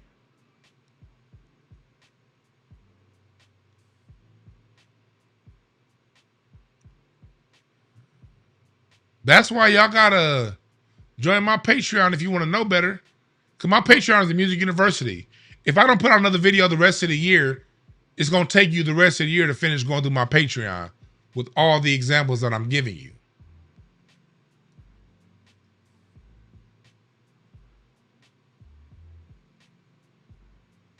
I'm class of 99. But let's get to Ray Daniels checking Charlamagne. Negative, you don't know all the positive shit he's doing. I'm like, I see the positive shit he's doing, but that don't mean he's not like Trump. Right? He's playing the game. He's like, yeah, but that's not cool, Ray. And I was like, you know, man, I appreciate you calling me, man. Like a black man picking up the phone for another black man, that was really noble to me. But let me tell you what y'all don't know. I'm one of God's favorites. And when you're one of God's favorite, he reveals things to you. Charlamagne calls me, and then 3 or 4 days later, Wayno airs out that Charlamagne works for Rock Nation. Now, when he called me, though, boy, I asked him specifically. I'm like, yo, bro, this is really dope. Do you work with Jay, or are you calling because that's your man? He was like, I don't work with Jay. I ain't got no business with him. I just know it's the right thing to do. And then 3 days, see? And then 3 days later, it gets announced. So it's like God wanted me to hear that. God wanted me to ask you. I wanted me to see that. Because what you don't understand is that you the one that's wearing the jersey. Yep. And it ain't iHeart. And that's and by the way, I'm cool with that. Because listen, if I fuck with, like, somebody come up here and talk negative about Tehran, I'm going to war with him. But guess what? I bought my houses with Tehran. I think I owe that to him. I built my whole empire with this dude. So but I'm not gonna go hard and fight wars for somebody that never put money in my pocket. But if I'm being honest with you, I think I'm gonna call this right now. I think the Jay-Z Charlamagne relationship is gonna hurt him in the long run. And because he doesn't understand that you are playing with mob bosses. You ever seen the movie Goodfellas? You be my partner. I don't know how to run a restaurant. What you want to be a partner for? And what he said, they fuck you, pay me. You ain't got no more money, fuck you, pay me. And then when you ain't got no more money, they blow the joint. You in business with people that don't care about what you do. They care about what they're doing with you. And now because of your loyalty to them, Charlamagne, I asked ChatGPT, I might be wrong. The last time he gave somebody Donkey of the Day for a rumor was 2016. For a rumor. He used to give people Donkey of the Day for actions. Yeah, something they did. Yeah. Something that they actually did wrong to hurt people. You gave me Donkey because I announced that Jay-Z album was done. I didn't even say it was a release date. Yeah. All I said was, I heard it's done. It may come or not. It may come or not. And I'm donkey of the day. You got your head too far off his ass to see what's reality. And I say that sincerely as a brother that loves you and is still a fan of yours. I don't want to play the whole clip, but that's Ray Daniels. Me and Ray Daniels got off on the wrong foot. Never met the man personally. But my first time reviewing something he said about a year ago, I went in on him. But now that I've been watching him longer and longer and longer, I fucks with Ray Daniels. And this is the problem with music today. The reason why we don't understand what real music is because we have Essence Magazine and we got people like Charlamagne the God, or Charlamagne the I'm going to call him Charlamagne the Troglodyte. We got Charlamagne the Troglodyte out here setting the parameters for what music is.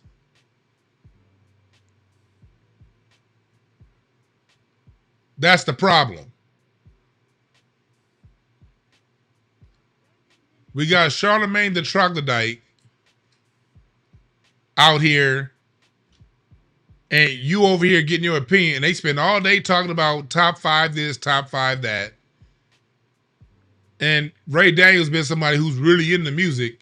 You got Charlamagne the Troglodyte saying things to cut him down. This is supposed to be the music world today. Have y'all noticed, for people who want to defend today's music, for people who want to defend the 2000s and all that shit, where are the conversations on the quality of the music? Everything is gossip. Everything is bullshit. When the music is great, you ain't got to talk about all this nonsense. You talk about all this nonsense because the music doesn't engage people anymore. It doesn't capture people's attention.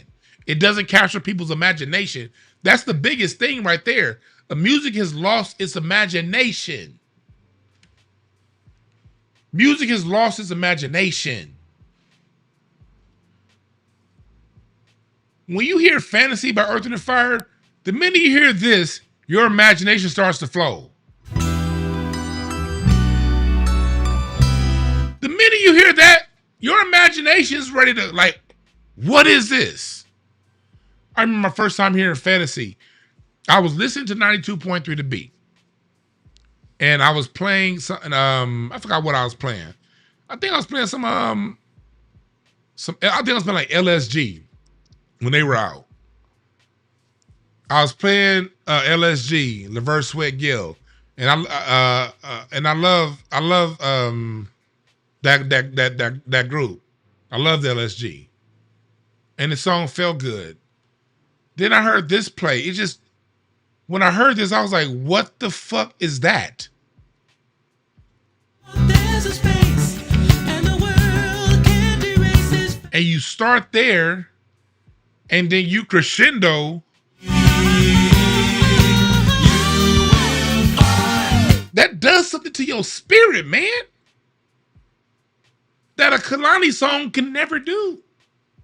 Never. Kalani could never lift your spirit like that song does, man.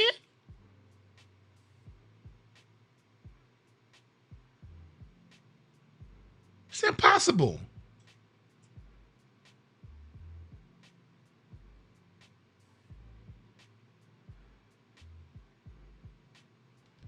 Yeah, it's a frequency change, man. Some songs sound good enough for you to debate what's your top 5. Other songs inspire your imagination.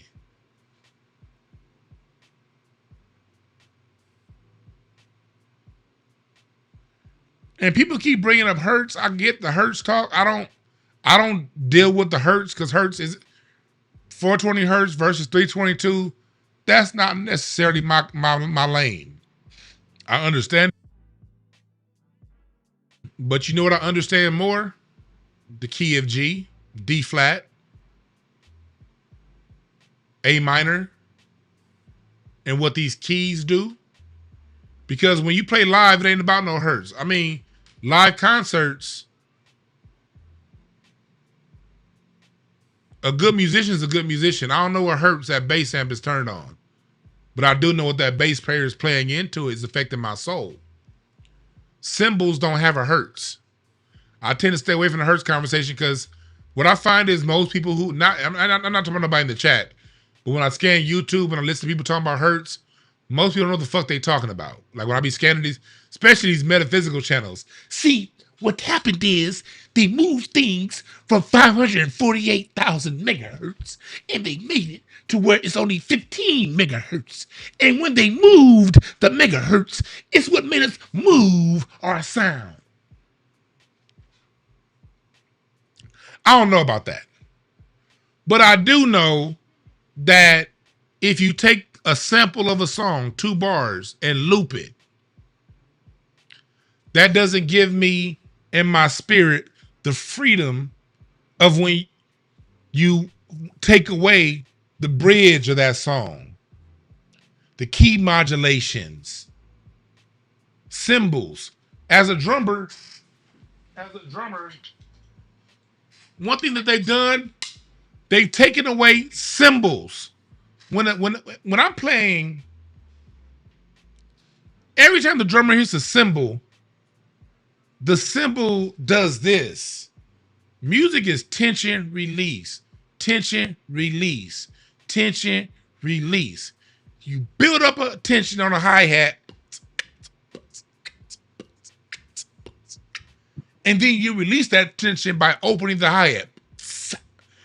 Every time I open up the hi-hat, that's the way to release tension.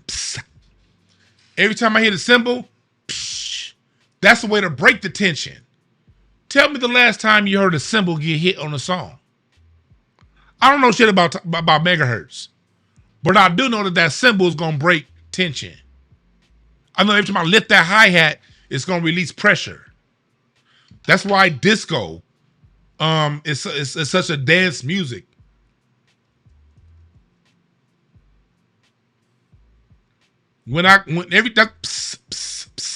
That's constant pressure release. Driving it with the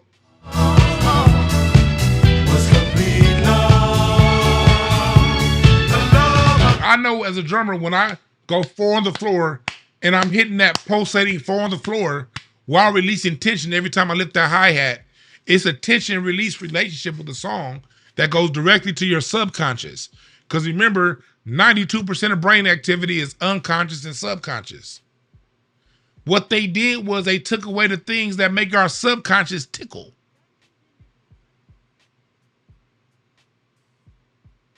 I find most of these niggas that talk megahertz on these metaphysical channels are full of shit.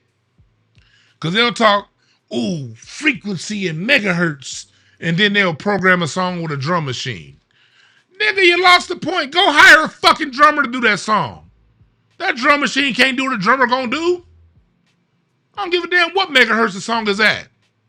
If you ain't got a drummer laying down a heartbeat of that song, you done already missed the point. They're over here programming in keyboard horn sounds instead of hiring somebody to actually play a trumpet, actually play a trombone. I find most of them metaphysical niggas that talk music and megahertz are full of shit.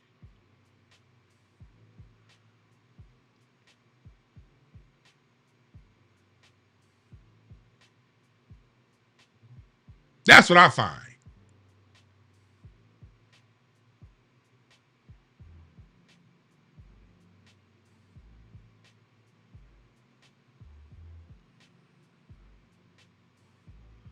Right. You can. You could tell a drummer's skill level just by how he tells right. I could tell a drummer's skill level by when he gets his sticks and he hits his snare for the first time.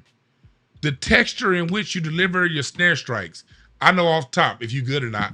All you gotta do is hit your snare once. I'm already know what I'm dealing with. Once you get the hi-hat, because the hi-hat, you can play on top of it, you can chunk it on the side, and you tighten it with the tension on your foot.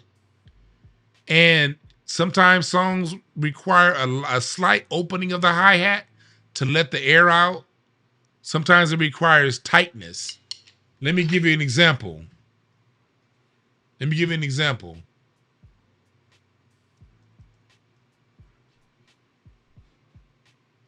Off the Wall by Michael Jackson.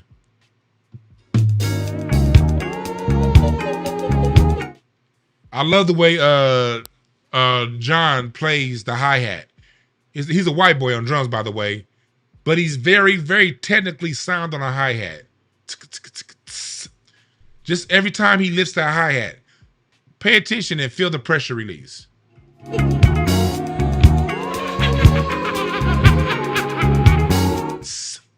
Song ain't even began yet, but he's building up tension because you build up tension with 16th notes and you release the tension when you open up the hi-hat.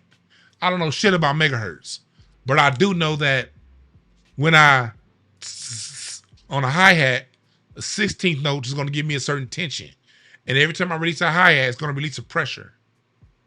And every time I hit that crash, it's going to make the pressure do that. Key changes. Songs like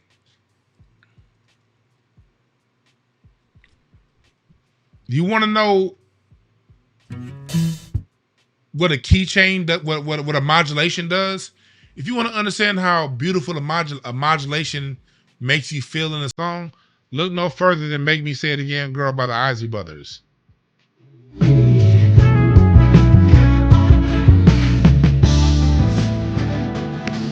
See? This stays here. Down. Now gonna go up again.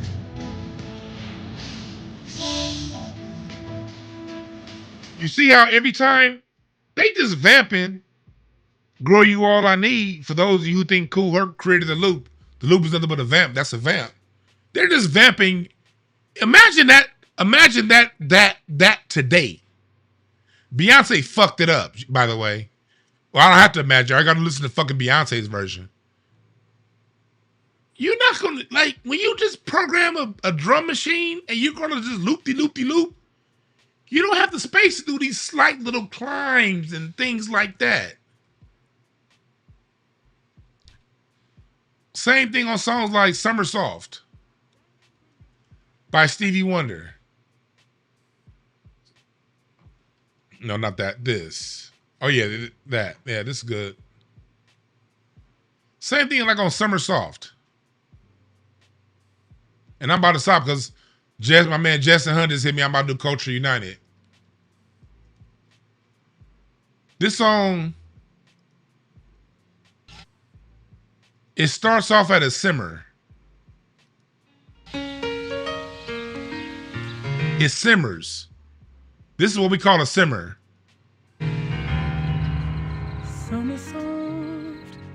You hear how Stevie's kind of simmering the song? I can't play too much of it because I'm going to get a strike. And if y'all like what y'all doing, hit the Cash App because I'm probably already demonetized. Hit the Cash App.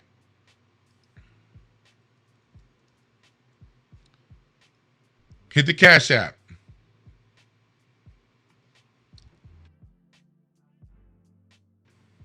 A song like Summer Soft. This is what we call a simmer.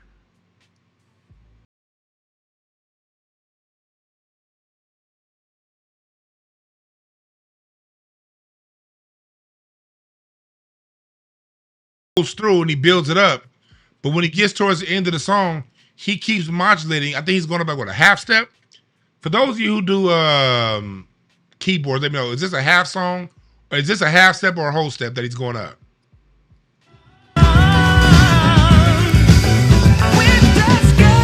Well, no, that's you know, built it up.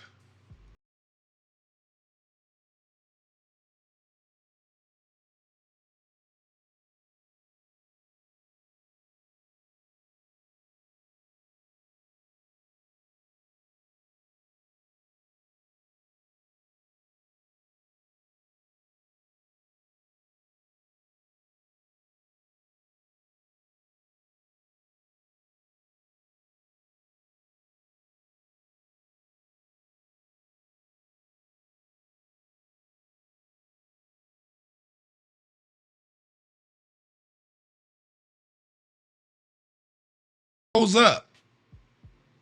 I think he's going up with a half step. Every half step he goes up, you can't tell me your spirit don't rise. Every half step he goes up.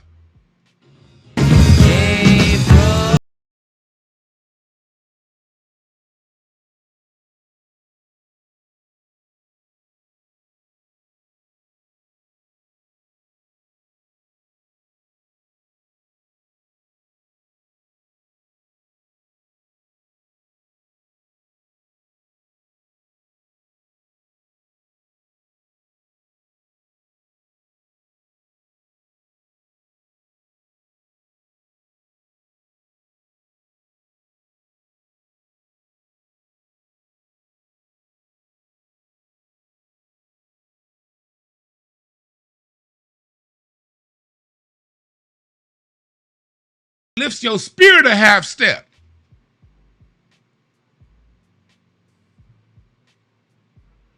Every half step lifts your spirit a half step. That's why music of the 70s and before 1980 is far superior than anything that came after that. We lost that. We lost it.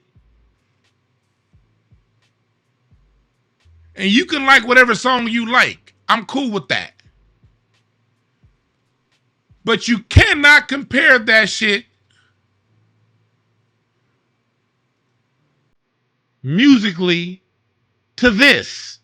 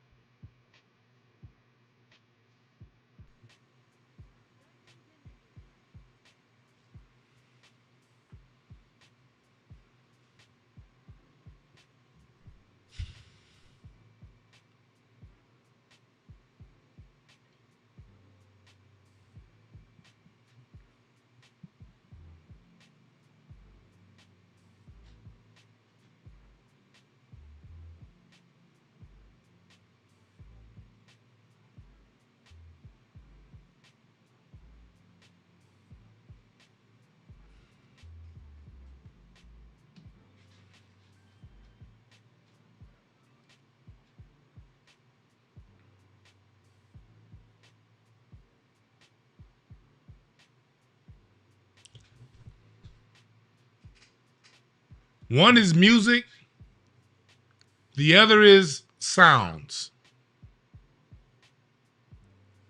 I lost my monetization for this show, but I had to prove my point. So if you appreciate it, donate to the Cash App, hit the foundation fund. I lost my monetization, it's gone. Sorry. When the spirit take over, sometimes I just gotta do it. If you don't wanna if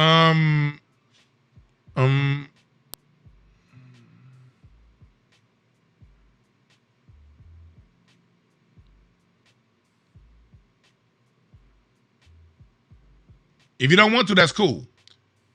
But if you appreciate it, just let me know. Hit the Cash App, hit the fundraiser, because monetization's gone.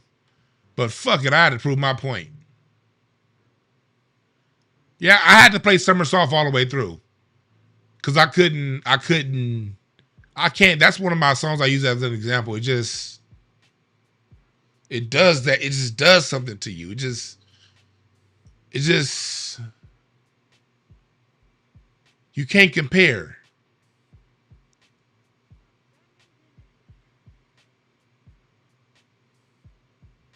You can't compare.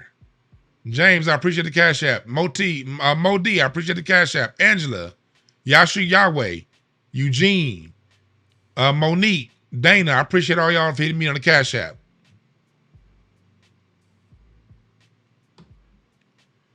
It's the difference between fine wine and box wine. Box wine, it'll get you buzzed. Fine wine, you taste the notes. McDonald's will get you full. McDonald's is gonna taste good. Lowry Steakhouse is gonna feed your spirit. That's the difference. That's the difference. And I said monetization's gone. So if y'all want, you donate to my foundation, which y'all see fundraiser, that's my historical music foundation. But fuck that, man. We gotta tell the truth. I was gonna take calls, but I can't because matter of fact, I gotta sign off now because I'm doing Culture United with Justin Hunt in 15 minutes. So I gotta go smoke a blunt and get ready for Culture United in about 15 minutes, all right? Andrea Scott, I appreciate the Cash App.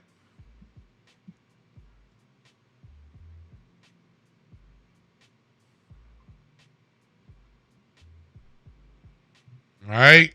Judith, I appreciate the Cash App. All right, y'all. I was going to take calls. What we'll do is tomorrow we'll do a follow-up show tomorrow, and I'll take some calls tomorrow. I'll sort of I'll do almost another version of the same show tomorrow without the Cash App. But also on Patreon, we're gonna do a Patreon on this very subject probably tomorrow. I was gonna do it today, but I got a lot going on. All right. But y'all have a good one. Love black music. And more of all, love yourself and love your lineage. Don't let these people tell you to humble yourself. Fuck humble. What has humble gotten black people? Nothing.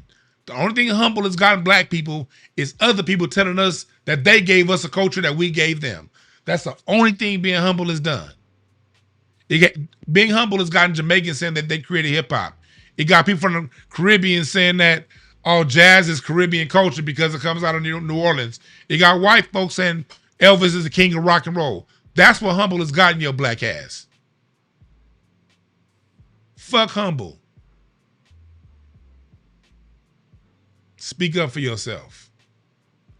All right? Yeah, humbleese. Humbleese. Bye.